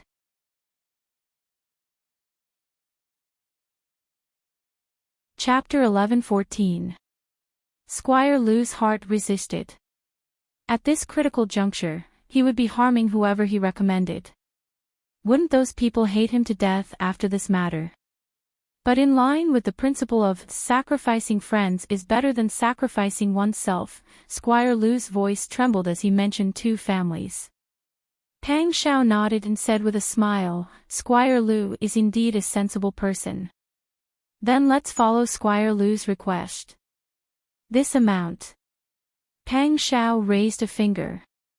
Squire Lu wanted to cry on the spot. He raised a hand, but in the end, he was so scared that he retreated and only dared to raise a finger. Qiansui Wang Yi actually had the nerve to say, "Follow his request." How could this Wang Yi be so thick-skinned? But Squire Lu didn't dare to say this out loud. His initial arrogance had long been shattered by fear. The troops and horses were placed in front of his door. He also realized that Wang Yi wasn't easy to get along with. Giving him money was giving him face, so it was better to stop while he was ahead. Once Squire Lu gave the order, the residents became busy. Pang Shao ordered people to guard here and immediately sent people to inquire about the situation of the two families that Squire Lu mentioned. He turned around and went to the carriage. Bing Tang and Ji Yun immediately got off. Pang Shao lifted the curtain and jumped into the carriage. He sat down next to Qin Yining. Why did it come in such a timely manner? Otherwise, we would be treated as bandits. Qin Yining was amused by him and laughed. Didn't you already plan to put it on credit? Anyway, it will arrive in 2 days. She leaned close to him and looked at his sitting posture. She whispered, Did you ride a horse? Does your wound hurt? How can you be so delicate?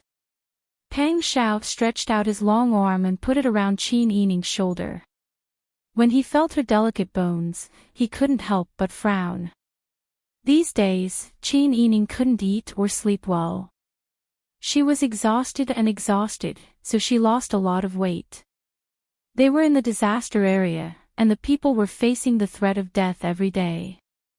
They didn't even have enough food to eat, let alone recuperate. She had just gained some weight on her face, but she lost weight again when they reached Golden Harbor. Qin Yining leaned on his shoulder, her eyes bright like the stars in the night sky. Thank you for thinking of such a good idea. We can't wait for your Majesty's relief. We can't watch the people starve to death. Maybe we can use this method on the way. Pang Shao, she suddenly thought, and Saturday. And the treasure had always been a thorn in Li Qitian's heart. He had spent so much effort to find it, but he still hadn't found it. So, if Pang Shao became suspicious of him, then Li Qitian was afraid that he would be attacked from both front and rear in the future. Pang Shao loved to see the adorable look on her face when she was worried about him. It felt as if he was being patted by a soft and furry little animal with its furry little paw. Okay, I'll do as you say. I'll try my best to be careful. Qin Yining heard his joyful voice and couldn't help but look up. She met his gentle eyes. Although he didn't do anything and just looked at her with eyes full of love, Qin Yining still felt her heart beat uncontrollably. It seemed that every time Pang Shao looked at her with such gentle eyes, she almost forgot her name and what she wanted to do. Pang Shao loved her misty eyes and couldn't help kissing her eyes. Just then, footsteps came from outside the carriage. Wang Yi, I've ordered the grain. It's enough for the people inside and outside the city to eat porridge for 3 days. Pang Shao happily pinched Qin Yining's face and said, That old fox must have some grain that he hasn't taken out yet. I'll go and check again. Then he jumped off the carriage like a child, as if his wound didn't hurt at all. Qin Yining wrapped herself in a cloud shoulder and waited quietly. Pang Shao talked with Squire Lu. When they returned to the city, they were followed by 6 carriages and dozens of porters. It was the same scene of devastation in autumn. It was enough to make people happy to bring back grain. Qin Yining didn't get out of the carriage. But when she lifted the curtain and saw the people outside the city looking at Pang Shao with expectant eyes, she felt a strong sense of satisfaction. It was worth it to use the treasure here. Pang Shao and Qin Yining first sent part of the grain to the porridge stalls outside the city and arranged for people to cook porridge. Then they quickly returned to the city to make arrangements. They were so fast that they didn't have time to inform Magistrate Qin when they returned to the city. They sent the grain to the 2 porridge stalls in the city first, thinking that the sooner the starving people could eat the grain, the fewer people who would die. When Magistrate Qin heard that Pang Shao really brought the grain back to the porridge stalls, he immediately rushed over. Seeing the smoke rising from the stove and the thick mixed rice porridge in the big pot, the people had already lined up in front of the porridge stalls with clay pots and big bowls. Magistrate Qin was so excited that he almost burst into tears. Wang Yi, thanks to you. I thank you on behalf of the people in the city. Magistrate Qin strode forward and knelt in front of Pang Shao, kowtowing several times. When the people who were closer heard Magistrate Chen's words, they all knelt down and kowtowed in excitement. The crowd was talking about how it was all thanks to the food that the prince had brought for them to survive these few days. The commoners also followed Magistrate Chen and knelt down. Their voices of thanks to Pang Shao resounded through the sky. Pang Shao quickly helped Magistrate Chen up. "Magistrate Chen, what are you doing? This is this king's duty. This king is incompetent and caused everyone to suffer from hunger for no reason. This king is really ashamed. Wang Yi, please don't say that. Your Majesty didn't give the grain, but Wang Yi isn't a god. Do you think he can make the grain appear out of nowhere? If Wang Yi didn't use his own money to buy the grain this time, everyone wouldn't have survived." Magistrate Chen was a straightforward person and said whatever came to his mind in his excitement. After he said it, he realized what he had said and immediately felt that it was inappropriate. After all, Your Majesty didn't give the grain. It was too easy to cause gossip. But on second thought, Your Majesty was the Son of Heaven, but Your Majesty didn't even do as well as Wang Yi. Since he dared to do it, why would he be afraid of others talking behind his back? On the other hand, Prince Zhongshuan was amiable and kind, and kept a low profile. He had asked just now and found out that the grain was bought by Wang Yi. He spoke harshly, but when he went to Squire Lu's house, he only scared them a little and paid them in the end. Wang Yi was willing to use his private money to buy the grain for the sake of the people's survival when Your Majesty didn't give the grain. Wang Yi didn't publicize such a noble character, but Magistrate Chen couldn't let this matter be suppressed. Sure enough, when Magistrate Chen said this, the people immediately began to talk about it. This news was pushed away by the tide and soon the crowd was full of praises from the people. Pang Shao and Qin Yining looked at each other helplessly. They had been keeping a low profile so that people wouldn't think too much about it.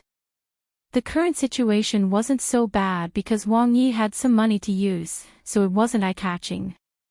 But they planned to provide relief all the way to the south. That would be a huge sum of money. At that time, it was hard to guarantee that no one would think too much about it. If they talked to Li Qitian, Pang Shao wouldn't be able to explain it clearly. Therefore, Pang Shao, Qin Yining, Su Weiji, Xiaoyu, and other strategists had been hesitating about how to publicize it. They could let Pang Shao win the hearts of the people and prevent Li Qitian from being suspicious. But who would have thought that their plans couldn't keep up with the changes? Before they could think of a solution, Magistrate Chen had already made a decision for them. Seeing Pang Shao's awkward expression, Magistrate Chen thought that Wang Yi's personality was like this and didn't want to be in the limelight for this kind of thing. In his heart, he had a better impression of this young Wang Yi. He increasingly felt that it was a loss for Wang Yi to keep a low profile after doing such a good deed. Pang Shao and Qin Yining saw that under Magistrate Chen's arrangement, the people were orderly. The young and strong people didn't squeeze in front because they were strong. Instead, they modestly let the elderly, children, and women go first. Although everyone was starving, they didn't lose their manners and bottom line. Qin Yining and Pang Shao were very happy. They couldn't help but feel that the Golden Harbor under Magistrate Chen's administration was indeed different from the places they had seen when they came. They didn't know if it was because it was near the coast and the disaster was less severe. More importantly, the people here were simple and honest. Everyone still retained their kindness. It was already difficult for a magistrate to maintain the stability of a place. What was even more valuable was that he kept the hearts of the people simple and honest. There wasn't any bad atmosphere, even under the shadow of death. This was Magistrate Chen's ability. Pang Shao and Qin Yining returned to the Yamen to rest temporarily. When Xiaoyu, Su Weiji, and other strategists heard the news, they walked around with their guards to check the situation in the city. The people all knew that the food was bought for them by Prince Zhongshuan with his own money. Now that they could eat the hot porridge, they felt that it was more expensive than any other delicacy. When they thought of Wang Yi, they praised him even more. Even Pang Zhao's heroic deeds on the battlefield were mentioned. This made the strategists who came out to check the situation feel honored. They were extremely proud and moved. The strategists who initially opposed Pang Zhao using the treasure to help the victims finally understood what Xiaoyu and Su Weiji meant when they said that the world belongs to the one who wins the hearts of the people. There were also people who thought that it was fortunate that Wang Yi didn't take their advice at that time. Qin Yining and Pang Zhao returned to their room. Ji Yun and Bing Tang soon brought over a pot of mixed grain porridge. Pang Zhao picked up a bowl and scooped a spoonful. He pursed his lips and said, "It's really not easy. I can finally eat something dry." Qin Yining was amused by his aggrieved and sad appearance. "Eat more. I still have to trouble you to look for food and negotiate the price." Pang Zhao laughed loudly. He scooped out a bowl of porridge filled with rice grains and handed it to Qin Yining. Then he held the remaining porridge in the pot.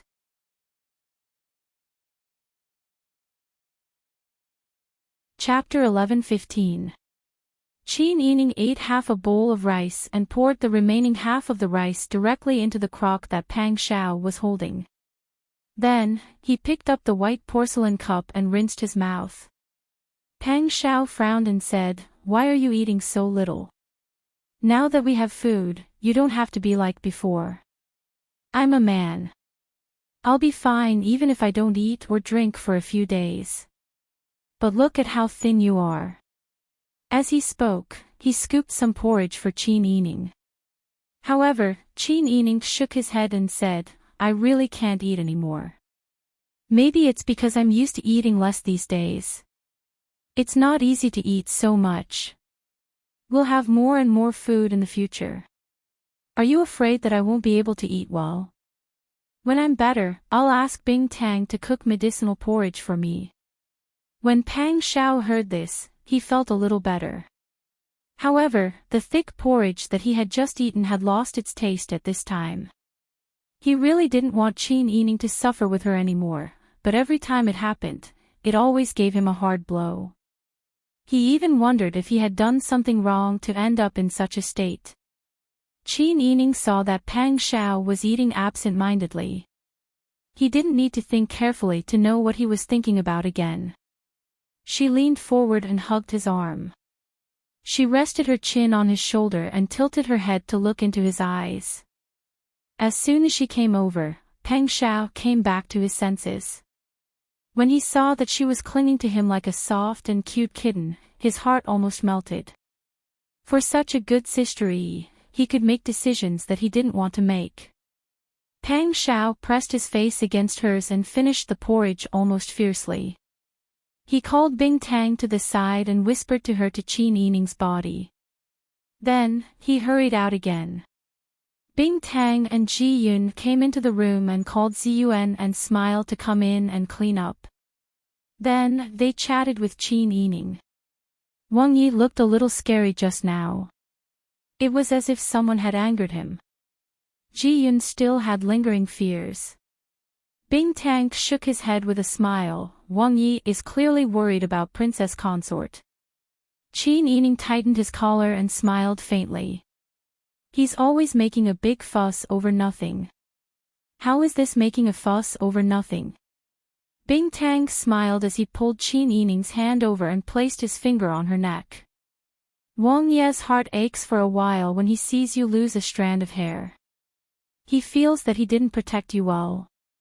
Now that you've lost so much weight and your complexion doesn't look good, you've been starving with him all day long. How can he not feel heartache? Ji Yun nodded repeatedly. Not to mention Pang Zhao, even Tang Xiu had secretly sent her dry rations several times. He had saved them from the rations. When she thought of Tang Xiu, Ji Yun's face turned a little red.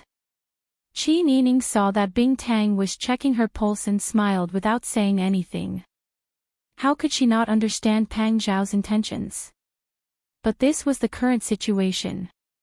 Everyone was already very satisfied that they could survive. It wasn't as if she hadn't experienced a famine before. The hardship was only temporary. Bing Tang touched Qin Yining's hands and shook his head. Princess Consort has eaten too little and is worried too much. That's why she's so weak. You have to listen to this servant. Nothing is more important than your own health. Not for anything else, but for Brother Zhao and Brother Han. Let me tell you, if you have so much on your mind all day, you'll grow old very quickly. Don't let the children not recognize you the next time you see the two young masters. Bing Tang was exaggerating a little. He wanted to use the two children to stimulate Qin Yining so that she wouldn't neglect her own health.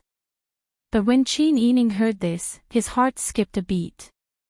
They hadn't seen each other for so long. The children were still young when they left. When the world was peaceful, who knew how long it would take for them to reunite?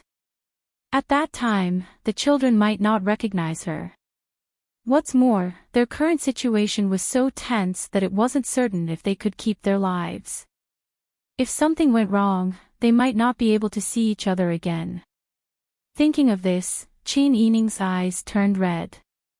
Bing Tang was frightened by Qin Yining's appearance and quickly said, "Princess Consort, please forgive this servant.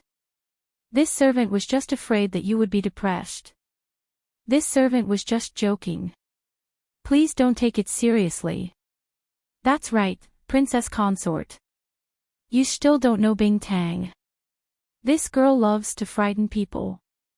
As a doctor, in order to treat people, they're afraid that the patient won't listen to them. They always scare people." Ji Yun secretly gave Bing Tang a look to quickly persuade her.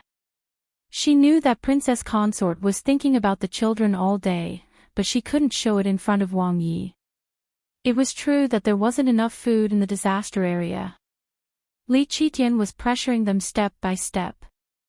The situation was tense, but who could say that Qin Yining's worry and depression wasn't because of the children? This girl, Bing Tang, was too reckless. Qin Yining saw that the two were very nervous and said with a smile, "What are you doing? I know you're doing this for my own good." Bing Tang is right. Even if it's for Zhao Ji and Han Ji I have to be alert. That's right, Bing Tang nodded. There's still a long road to the south. If you're like this now, how will you have the strength to help Wang Yi in the future? Qin Yining smiled and nodded in agreement. "Next time, I'll try to eat more." Bing Tang smiled and said, "In a moment, Nubi will give you a few needles to disperse the depression." The three chatted for a while and then took out needles and thread to do it. In the next few days, Peng Xiao was as busy as a spinning top. He didn't just buy food from the nearby areas, he also planned the route to the south in advance. He chose the towns they would pass through on the way and ordered people to investigate the situation of the disaster, the situation of the local officials, and whether there were any people in the surrounding areas who were stockpiling food to make money from the disaster. All of this had to be clearly shown on the maps that the scouts carried.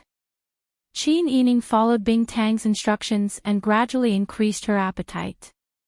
Maybe it was because she was more determined. Her entire body seemed to be filled with energy. When she had nothing to do, she would take people to the porridge stalls in and outside the city to help. Wang Yi paid out of his own pocket for everyone to eat their fill. Wang Fei, a beauty that was carved out of jade, mixed in with the porridge stalls every day to do some rough and tiring work. Sometimes, she would organize the men who had eaten their fill to go into the city to repair the houses and build shacks. When the weather turned cold, it would be easier to take in the disaster victims from other places. The fact that Wang Yi and Wang Fei were doing this personally was truly moving. Peng Xiao and Qin Yining's reputation in the vicinity of Jin Gang was even greater than before. When people mentioned this couple, they would give a thumbs up in praise. In the blink of an eye, half a month had passed. The relief from the court still had not arrived, but the people of Jin Gang saw hope for survival. And this was all brought to them by Prince Zhongshuan. Wang Yi, these days, it is all thanks to you and Wang Fei. The people of Jin Gang have been settled, and the disaster victims from other places have been properly taken in and recorded. Everyone only saved a little this winter, but they will be able to survive. This is all thanks to you. If you are leaving now, this official and the people of Jin Gang will not bear to part with you. Magistrate Chen's words came from the bottom of his heart and moved everyone. Hearing this, the eyes of the surrounding people couldn't help but heat up. Pang Xiao said with a smile, "This king is under orders to provide relief and cannot stay in one place. There are many places in the south that need this king. Magistrate Chen is a thoughtful person and is very capable. He is devoted to the people and will have great accomplishments in the future. This king is very reassured to leave Jin Gang in Magistrate Chen's hands." County Magistrate Chen blushed from the praise. For him, Pang Xiao was a prince with a high position and authority, who commanded troops like a god, and who also had a noble character.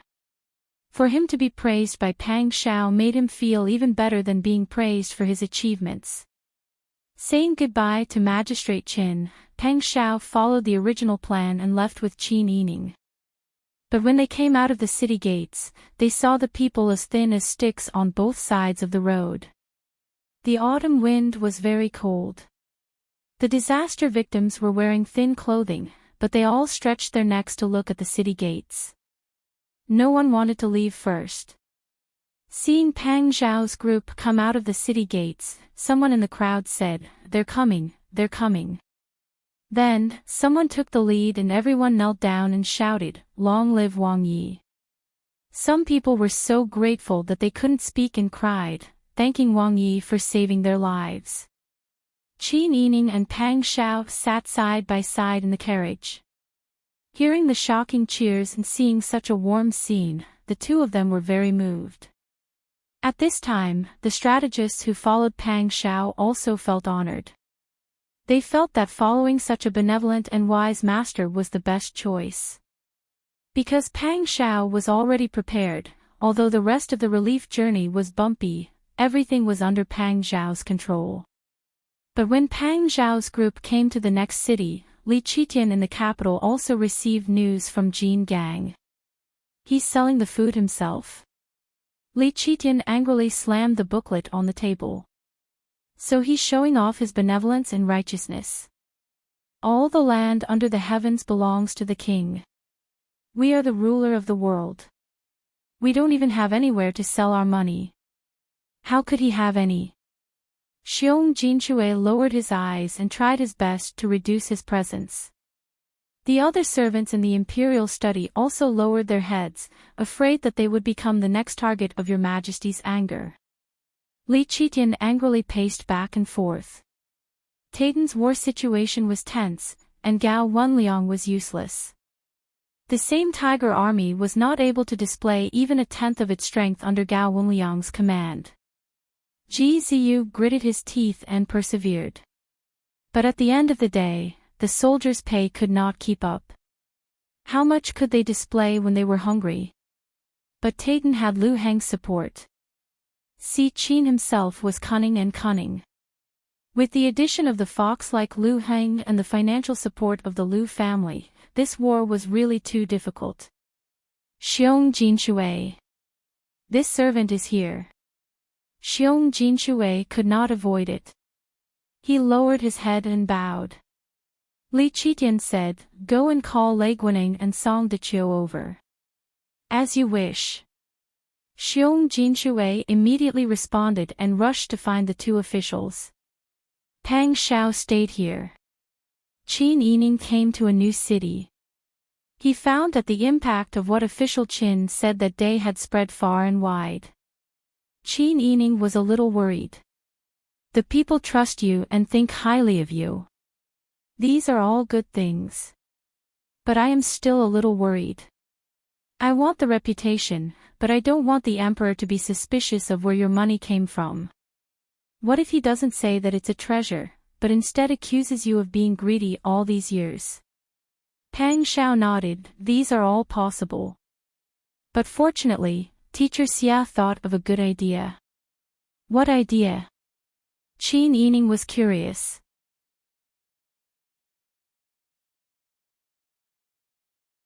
Chapter 11:16. Qin Yining couldn't help but laugh when he saw him like this. Sure enough, no matter how old a man was, he had a childlike side to him. Even Pang Xiao, who had a calm and meticulous personality, was no exception.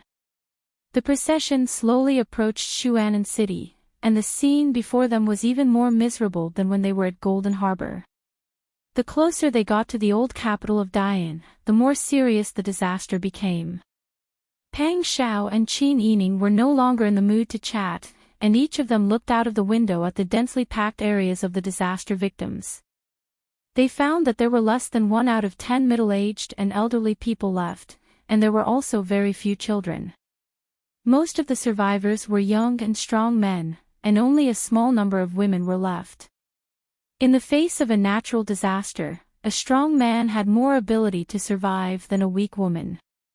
As for the elderly and children, if they didn't have a family to take care of them, they wouldn't be able to withstand such a disaster. Qin Yining's expression was heavy. When the disaster victims saw Pang Xiao's relief team arrive, their numb faces turned to look at them. When they saw the guards of the prince's mansion transporting the fully loaded carriages, the disaster victims all stood up. Their eyes were filled with desire. It was unknown who shouted, "It's Wang Yi who has come to provide relief." The originally lifeless disaster victims suddenly seemed to have been injected with vitality, and like flowing water, they rushed over to the city gate where the convoy was located. Pang Xiao hurriedly got off the carriage and ordered Jinghu Wei to surround the convoy. He walked side by side with Mu Jinghu to where the Wang Fu guards were at the outermost periphery of the encirclement. He cupped his hands and said to the disaster victims surrounding them, "Everyone, please calm down. This king will immediately order people to set up a porridge stall, and you will be able to eat hot porridge soon." Originally, the disaster victims didn't believe the rumors in the north. In their impression, the imperial court had always been slow in providing relief. Otherwise, in such a long time, when they rushed from various places to the big city, who knew how many of their family members and fellow villagers had starved to death on the way? If there was an official who was willing to be so straightforward, so many people wouldn't have died for nothing. Now, seeing Prince Zhongshuan being so straightforward, and the bodyguards who came with him were happily unloading food from the carriages, everyone became excited. The rumors were true. Looking at the food, the disaster victims in the front row could no longer hold back. Pang Xiao had seen a lot of looting victims along the way. With a wave of his hand, the bodyguards of the prince's mansion immediately took a step forward and raised their weapons horizontally, keeping the commoners outside the encirclement. Pang Xiao said in a clear voice, "Don't worry, everyone. This king has brought enough food for everyone to eat. If someone disobeyed the order now, they would be delaying the relief. If everyone fought over the food, when would the porridge be ready? Smart people will help set up the stoves and carry the rations, not cause trouble." The disaster victims, whose eyes had turned red after seeing the food, were still unable to control themselves.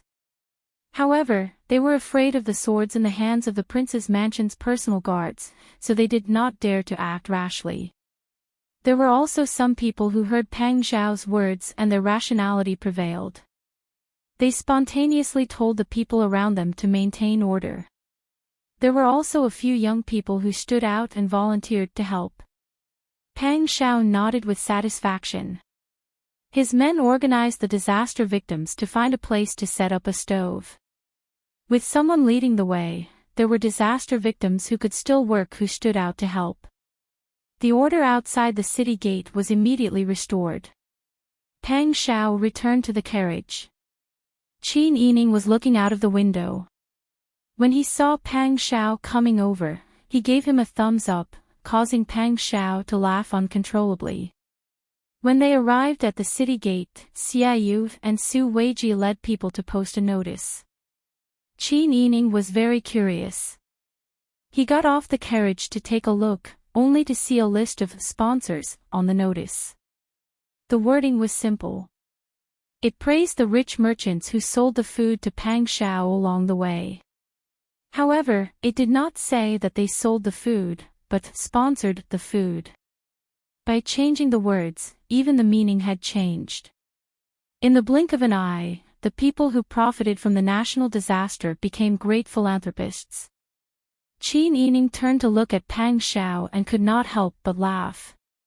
This is the idea that Mr. Xia came up with, right? That's right. Pang Shao smiled and nodded. Qin Yining praised, Mr. Xia is really quick-witted. He understands people's hearts very well. In this way, won't those merchants take the initiative to contact Wang Yi? They won't take less money, and they can also gain a good reputation as a family of good deeds. Qin Yining did not say another thing in front of everyone.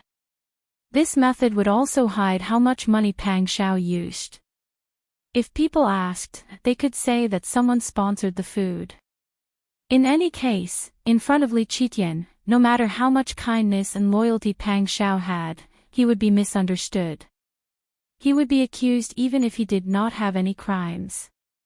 Right now, he just needed to stop people from talking. And this excuse could not only distract people's attention, but it could also arouse their enthusiasm. Why not? Pang Zhao's group had just entered the city when Huzi, who had been sent to purchase the food, came over with his men. Wang Yi, the food is being transported here. This is the account book, he said as he presented a blue booklet with both hands. Pang Shao did not even look at it. Keep it. Don't lose it. Huzi knew that Pang Shao trusted him. This account book could be said to be the evidence that Pang Shao used the treasure. The total amount of food and supplies purchased in the book added up to a huge amount. Huzi smiled and nodded. He put the account book into his pocket. He smiled mischievously, but his eyes were very serious. Don't worry, Mr. Xia. I would rather lose my head than lose this account book. Pang Shao slapped his forehead. Nonsense. Huzi rubbed his forehead. Out of the corner of his eye, he saw Bing Tang behind Qin Yining. He laughed even more foolishly. Even the tips of his ears turned red. The Bing Tang also blushed and lowered his head. Qin Yining could not help laughing when he saw this. He followed Pang Shao to see the local county magistrate. Pang Shao found a way to gather food and supplies. The disaster relief went very smoothly. As they traveled in the direction of the old capital, the disaster victims were all very grateful to Pang Shao. Prince Zhongshuan's reputation among the people was unparalleled. When the disaster relief arrived at the old capital of Dian, it was already the first month of the 9th year of Xingqiang. The caravan came through the snow. Before they even reached the city gates, there were already disaster victims waiting to greet them. Prince Zhongshuan is here. Wang Yi brought food to save us. Thank you, Wang Yi. Thank you, Princess. Wang Yi is our benefactor. Back then, when the earthquake happened, it was Wang Yi who came to save us. Now that there is a disaster, it is Wang Yi who came to save us. You don't know this, but Princess Consort had already arranged for people to come and save us. When the flood started last year, the shopkeepers under Princess Consort had already saved many people and brought them to her farmstead. There were even people who specially taught them how to cultivate terraced fields. Otherwise, we would have lost even more people this year. Wang Yi and Princess Consort are really good people. The common people discussed with each other, their gratitude evident in their words. It was unknown who shouted first, but soon, someone in the crowd shouted, "Long live the king! Long live Wang Yi!" This shout of "Long live" really shocked the elite tiger guards and strategists who came along with him. Only the Son of Heaven could say "Long live." If this spread to the capital, Peng Shao would not be able to escape the label of treason. But other than the shock, those who sincerely followed Pang Shao also felt proud. This was the wise ruler they followed. He had sacrificed a lot, but he had also received the love and respect of the people. These words came from the hearts of the people. No one had taught them to say it. At this moment, even the followers who had been hungry all along the way and had to gather food were satisfied. They felt that everything was worth it. The strategists, led by Xiaoyu and Su Weiji, had mixed feelings. Brother Su, Brother Xia, if we had not listened to your suggestions back then, I'm afraid we would have made a big mistake. That's right. Although we were also thinking for Wang Yi, our knowledge was limited. The decision we made almost caused Wang Yi to miss a good opportunity. Looking at this scene now, I'm really afraid. Xiaoyu and Su Weiji said, you flatter us, we don't dare. Su Weiji said again, actually, everything came from Wang Yi's heart. At the beginning of the disaster relief, Wang Yi was wholeheartedly thinking for the people. He decided to take from the people and use for the people.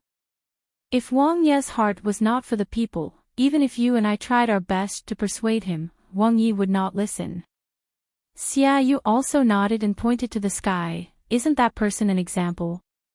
When everyone thought of the Son of Heaven, they could not help but sigh. As the Emperor, he can really be ruthless and not care about the lives of the people. Along the way, all the food was paid for by Wang Yi. The Son of Heaven actually gave 8 carriages to Wang Yi at the beginning and even set a trap for him. In these few months, Wang Yi saved so many people, but the Son of Heaven did not react at all. He did not give any money or food for the disaster relief. The strategists were furious when they thought of Li Qitian's actions. However, Xiaoyu laughed heartily and pointed to the cheering people outside the carriage. Is this what it means to reap what you sow? When the strategists heard this, they also laughed heartily. Qin Yining wrapped herself in a large fur cloak and hugged the hand warmer that was already a bit cold. She was also a bit worried when she heard the cheers outside. This is a big city, so Li Qitian's spies must be here. Moreover, the magistrate of the city has just been appointed. Everyone we know has already been punished because of the disaster. We still don't know which side he is on. It won't be good if you are impeached by the Emperor. Pang Shao patted Qin Yining's shoulder and pinched her cold face. All right, don't worry. I'll go out and say a few words. No matter what the people think, my stance must be clear. That's right. Qin Yining nodded. Pang Shao grabbed a large cloak and put it on, then ordered the carriage to stop outside. When the welcoming people saw the procession slowly come to a stop, they couldn't help but stop cheering. They saw a tall, imposing, and handsome man dressed in a black fur cloak disembark from the carriage. Pang Shao stood in the open space and cupped his hands to the people around him, fellow villagers and elders. What virtue and ability does this prince have to bear the burden of receiving everyone's welcome in the snow? The people cheered when they heard this. The people of the old capital still remembered the days when they were under the rule of the Yan dynasty's Yuqi family. At that time, Prince Zhongshuan had led his troops to attack them. They were extremely terrified because of Wang Yi's fierce reputation. When people mentioned him, it was as if they had seen a demon. It was as if he could eat human flesh and drink human blood at any time. However, many years had passed. When they looked back, this Wang Yi had never massacred civilians during the war between the two countries. There were also people who had survived in Liang City and other places who tried to clear Wang Yi's name. There was no evidence to say that he had massacred the entire city. In order not to massacre the entire city, he had even defied the imperial edict and had his military power removed by the current emperor. He had to return to the capital to report on his work. When the two countries were at war, the Yuqi family naturally wouldn't speak well of the enemy. However, the eyes of the people were clear. When he attacked the city, he didn't massacre the poor. He even sent food to solve the famine after the drought in the old capital. Later, when the earthquake happened, he and the princess consort came to provide disaster relief. Before the flood, the princess consort had already ordered people to make preparations. Now, it was Wang Yi and the princess consort who came to provide disaster relief. It could be said that many years ago, Prince Zhongshuan's reputation as a demon embryo had been gradually erased. Now, his bravery, good fighting skills, benevolence, and love for the people had been widely spread.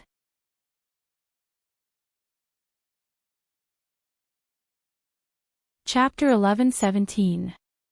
His words made the excited commoners come back to their senses. Everyone was a little uneasy.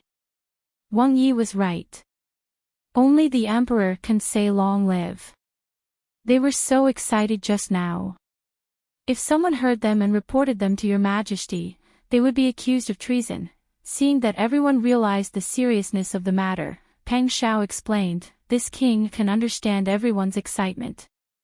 After a long time of famine, they are naturally happy to see your majesty send food.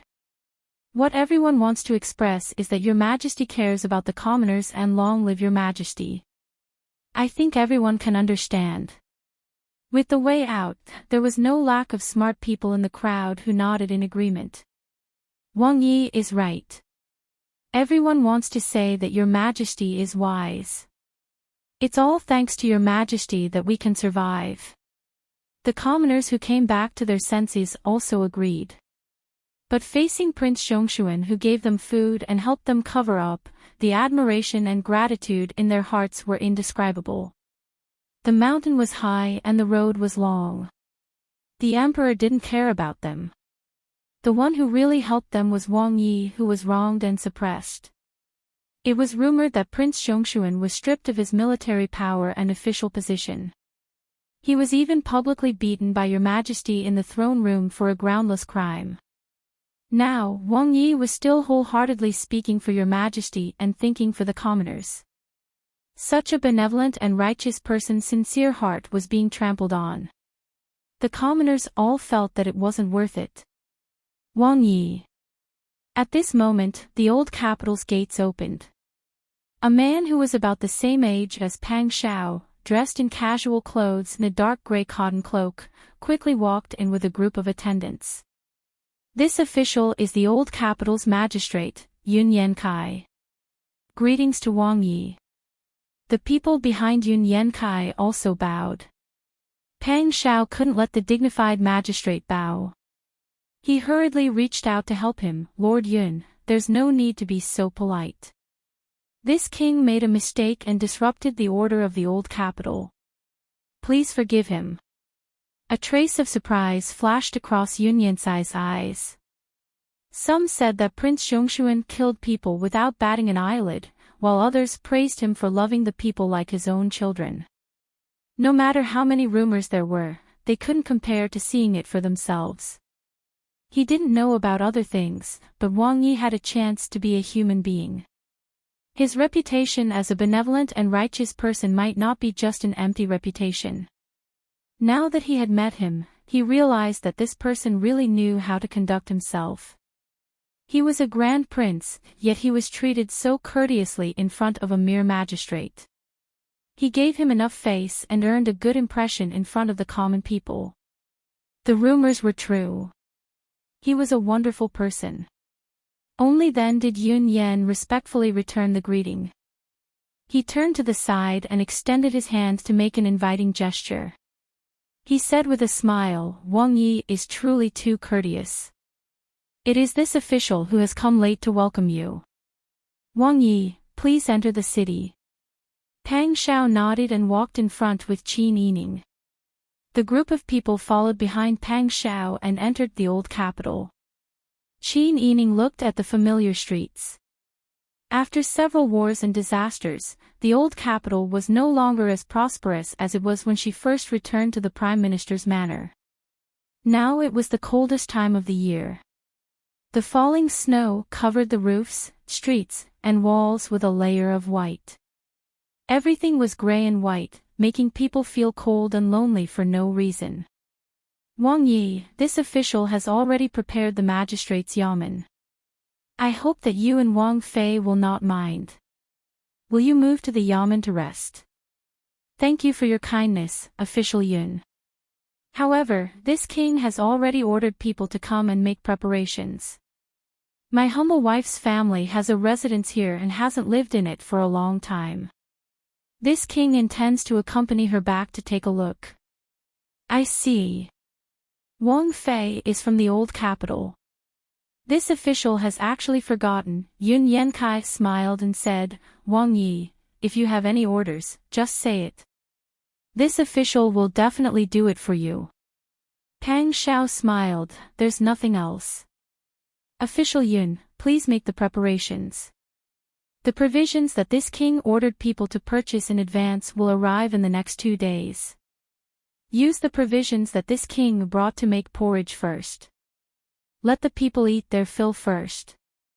There's no need to be too stingy with the provisions. There will be provisions delivered tomorrow anyway. Yun Yankai hurriedly nodded, yes, this official will do it right away. Pang Xiao thought for a moment and said, other than the fixed porridge stalls, such as the rundown temple in the city, the abandoned houses with no occupants have to be prepared with firewood for the refugees to keep warm. It's fine for the people who have homes in the old capital, but for the refugees from nearby, I'm afraid they won't even have a place to hide from the cold during the first month of the lunar year. Actually, before they arrived, a batch of corpses had already been disposed of in the city. The area in the outskirts of the city that was always filled with smoke and dust was the place where the corpses were burned. Just like when the Earth Dragon turned over in the past, the corpses could only be burned to prevent the epidemic. Fortunately, after the outbreak of the famine, it gradually entered a severe winter. If it had been in the middle of summer, the epidemic would have been even more troublesome in addition to the famine. Pang Xiao and Yun Yankai gave some instructions before heading to Qin Manor with Qin Yining. Yun Yankai had an advisor who was over 40 years old and dressed like a scholar beside him. He smiled and said, official, what do you think of this Wang Yi? Is he really the same as what shopkeeper Cho said? Regardless of whether he's the same or not, it doesn't seem like he's faking it for the sake of the people. If he's faking it, it really isn't easy for him to be able to act so realistically along the way. Yun Yankai led his subordinates to make preparations according to Pang Xiao's instructions. Qin Yining returned to Qin Manor with Pang Xiao. They were in Jing City, but Qin Yining did not forget to renovate this place.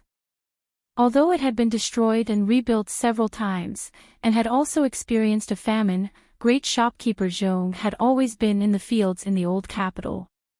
He would often come back to check on the people in the fields, and he would also have people carefully look after the houses.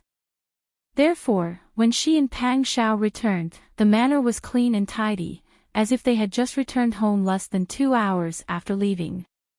The guards of the Wang Fu and Jinghu Wei stood in a line in front of the Fu gates.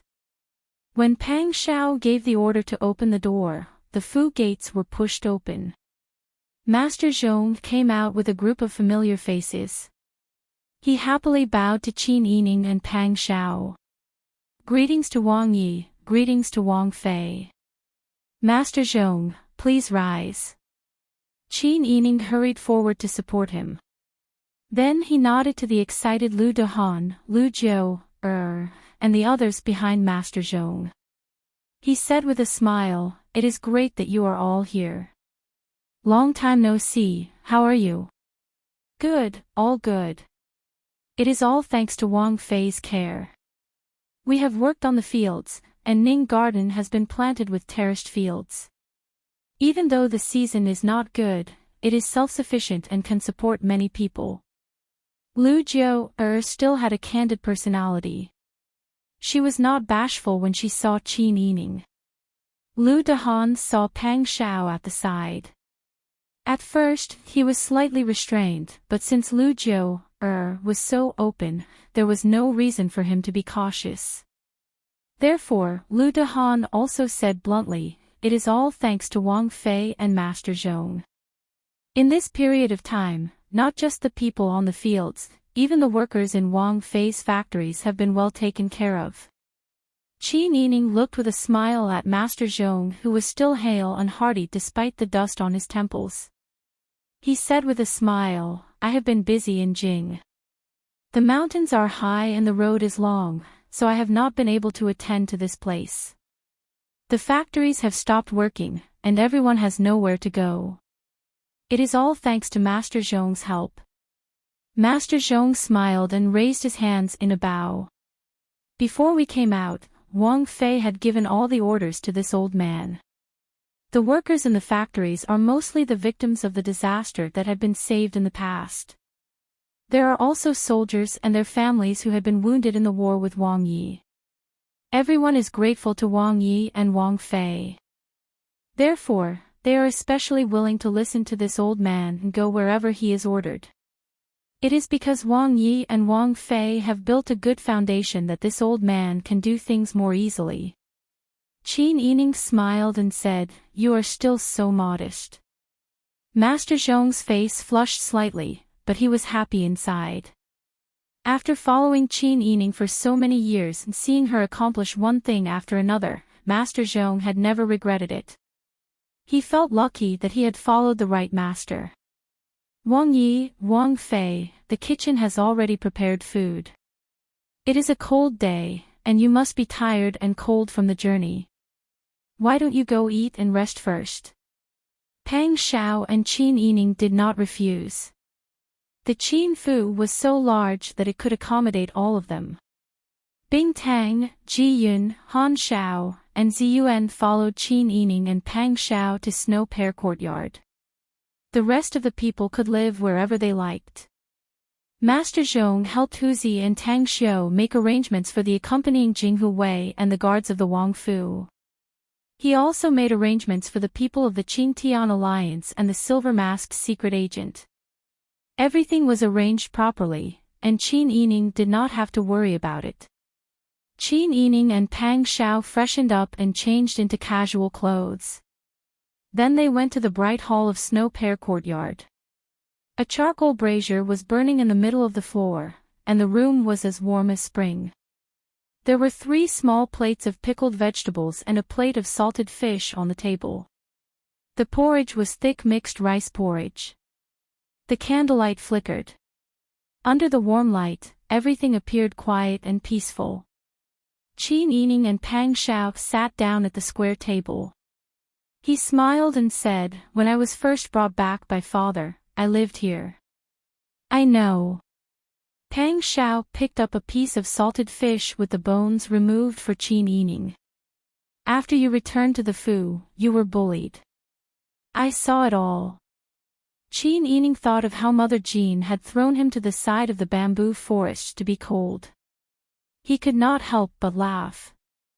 Now that things have changed, and Mother Jean is no longer here. When I think of all the things that happened in the past, I can only sigh. The past cannot be chased. Pang Xiao ate a big mouthful of porridge and smiled. But the future is promising. Qin Yining looked at Pang Xiao's beautiful eyes when she smiled. He also looked at the soft emotions that he only had when he was with her. He was very happy and moved. Yes, the future is promising. After the 2 of them finished eating, Ji Yun and Bing Tang came to clear the table and then left. They had all lived with Qin Yining in the Qin Fu before. Now, they felt like they had returned home. Their moods were relaxed, and even their footsteps were light. Pang Xiao pulled Qin Yining to the bedroom. The bedding on the bed was already made and covered with heated cobblestones. "Let's sleep for a while." Pang Xiao turned around and sat on the edge of the bed. He slowly unbuckled his belt and looked at Qin Yining, who was standing in front of him. His gaze was deep. Qin Yining blushed from his gaze and hurriedly pulled his hand that was taking off his outer robe. "Don't, it's still early." Pang Xiao raised his eyebrows.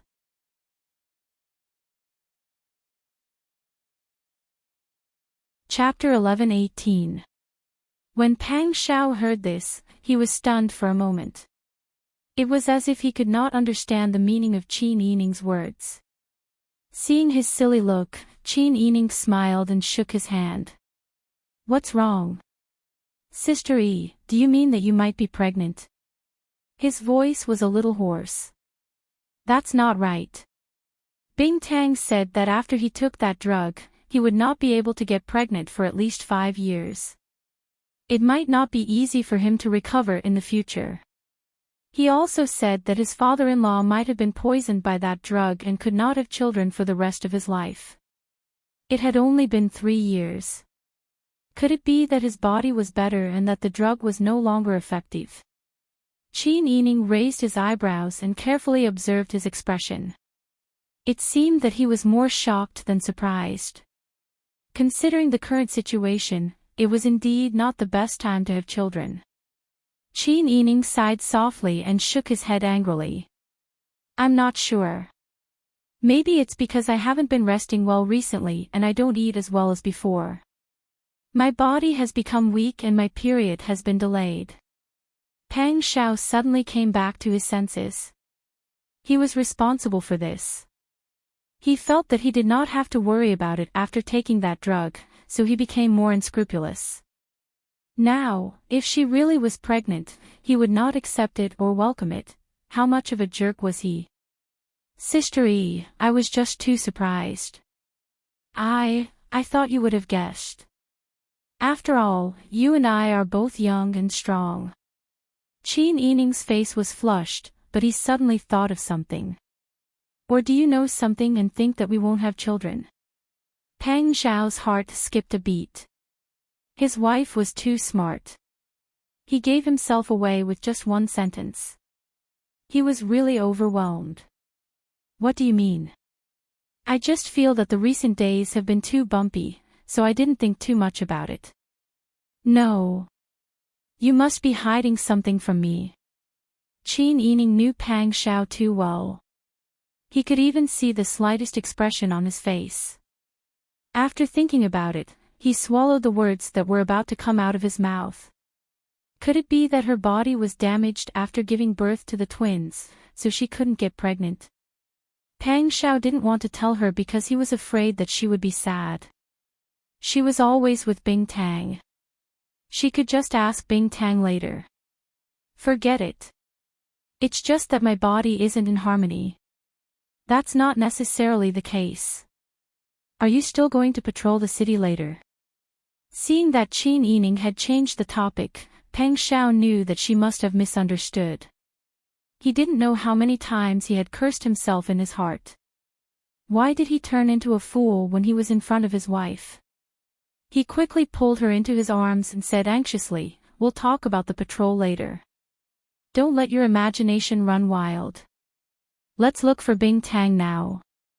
Qin Yining smiled and shook his head. It's fine.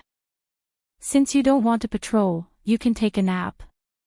I'm bored all day, and I can always watch Bing Tang. Besides, I'm not sick. Qin Yining smiled naturally, but Pang Xiao knew that she must have taken this matter to heart. Rather than having her ask Bing Tang and reveal the truth, it would be better for him to just say it himself. Thinking of this, Pang Xiao didn't ask Qin Yining anymore. He directly called for Bing Tang. Qin Yining naturally wanted to take a look behind Pang Xiao's back, but to no avail. Bing Tang still walked in quickly. Qin Yining quickly stood up and stood to the side. Wang Yi, princess consort. Bing Tang bowed and looked at Pang Xiao and Qin Yining in confusion. The atmosphere between the masters wasn't right. Pang Xiao coughed and said, "Let your princess consort take a look at her pulse." She stood up and helped Qin Yining to the heated Kong by the window to sit down. She just stood to the side and watched.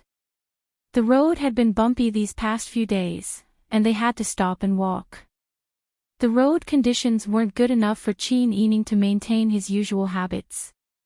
She didn't feel any discomfort, so her pulse had stopped. Bing Tang hadn't checked Qin Yining's pulse for half a month. Seeing Pang Xiao so nervous, Qin Yining's expression also became unnatural. He quickly looked serious and seriously checked. Princess Consort, are you feeling unwell? Bing Tang frowned and said, from the pulse, Princess Consort's body is weak. But as long as you take care of yourself, there won't be any major problems. Pang Xiao suppressed her confusion and uneasiness. She didn't say anything. At this time, Bing Tang had already arrived. Qin Yining could only ask, my period has been delayed for 10 days. I wanted you to take a look. Bing Tang immediately understood and unconsciously looked at Pang Xiao. He turned and said, Princess Consort's diet these past few days has been rough, and you haven't rested well. This might not be a happy event. But 10 days is still short, and it can't be seen from the pulse. Why don't Princess Consort rest for the next few days, and this servant will take a look for you. In about a month, it will be confirmed. Qin Yining was slightly disappointed, but he also understood that a happy pulse wasn't something that could be found just because one wanted to. And depending on the person's physique, the timing of a happy pulse would be different. This couldn't be rushed. Her beautiful eyes turned to look at Pang Xiao, and then at Bing Tang. Qin Yining smiled and asked, Speak, are the two of you hiding something from me? Pang Xiao was such a heroic figure, but at this time, he was a bit uneasy. There was an awkward smile on his handsome face, and he couldn't help but scratch the back of his head. Bing Tang lowered his head and frowned. He didn't know how to respond for a moment. Seeing the two of them like this, it would be strange if he couldn't see the problem.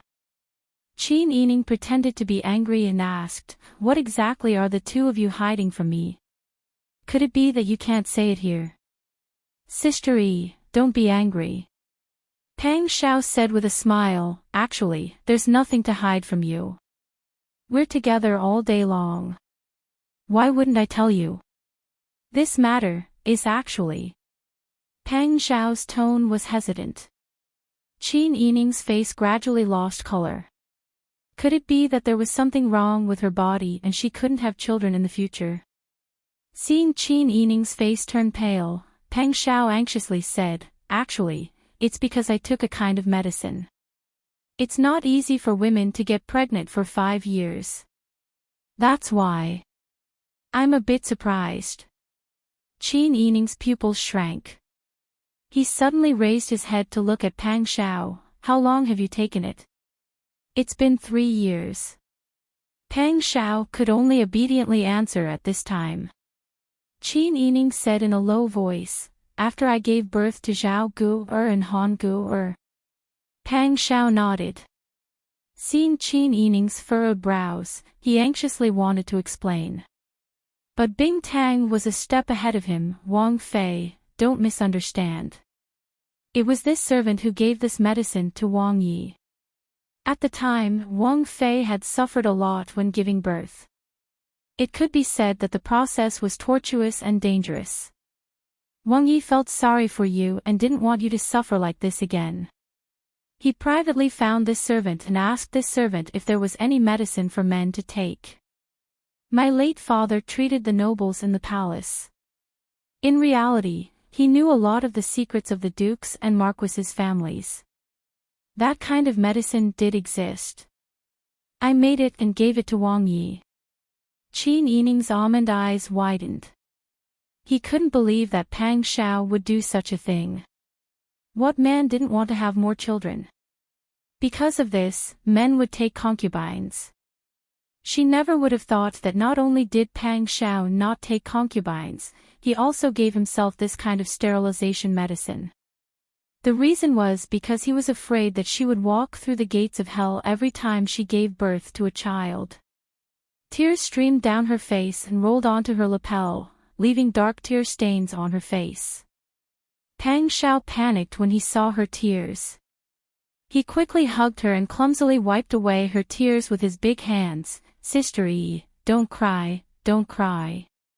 Qin Yining was angry that he would do such a stupid thing in secret and pushed his hand away. Bing Tang also realized that he didn't say it clearly and quickly said, Wang Fei, don't worry. This kind of medicine doesn't harm the body. It only uses the medicine to suppress pregnancy. After the medicine's effect is over, it can be recovered. Of course, this recovery varies from person to person. Some people will not be able to have children after using this medicine once. But some people have different physiques and will recover after 3 to 5 years. Wang Ye's body is good, so it won't affect your children in the future. You might be pregnant this time. Qin Yining frowned and said seriously, "Why didn't you tell me this earlier? Having children is a big deal. What if it really affects my children?" Pang Xiao quickly hugged her and shook her. He said gently, "Don't worry. Even if I can't have children, I have Zhao Gu and Han Gu. I don't want you to suffer, and I don't want to have children with other women. I already have 2 children. Why should I care about these things?" Qin Yining couldn't stop her tears from falling. She lowered her eyes and wiped her tears with a handkerchief. Her heart was sour and soft. She was moved and angry. She had mixed feelings. "I can't bear to see you cry. Don't cry. There is nothing wrong with my body. Maybe it's just like Bing Tang said. I have a good physique and the medicine's effect is over now." Qin Yining took a deep breath. Since it had come to this, it was useless to ask more. "Bing Tang, do you think Wang Ye's body is better now?" Bing Tang said, "Wang Ye's body is strong. There shouldn't be any problems." After all, they were different men and women. She couldn't ask too many details. Besides, Qin Yining suspected that she was pregnant. If she was really pregnant, it would explain everything. Qin Yining said worriedly, "Then if I really am pregnant this time and use that medicine, will it affect the child's body?" Bing Tang thought back to the case history she had seen at home. She remembered what her father had said and said with certainty, "Wang Fei, don't worry. This medicine was researched by my father and other colleagues at the request of the nobles. Some wives who gave birth to children were worried that the illegitimate children would fight for favor. So, they secretly used this medicine on their husbands to give their children time. In the past, several people in the Dian imperial court used this medicine. I have the case history at home. So, I can confirm that their children are very healthy and won't be affected." Qin Yining knew that Bing Tang's family had learned a lot. They were so familiar with each other. She had always been loyal to her, so she wouldn't lie. If it really was harmful, Bing Tang wouldn't have dared to use this medicine on Pang Xiao. Thinking of this, Qin Yining slowly nodded. She urged Pang Xiao and said, "Go do your business. I'm going to sleep for a while." It was obvious that she didn't want to talk to Pang Xiao right now and wanted to chase her away. You're tuning in to the LoveLore Library YouTube channel. We're so grateful for your support and don't forget to subscribe to join us on this incredible journey through captivating stories. Your generosity through donations truly makes a world of difference, as it's the primary source of revenue that allows me to expand and enhance this channel for you. Thank you from the bottom of my heart for being a part of this adventure.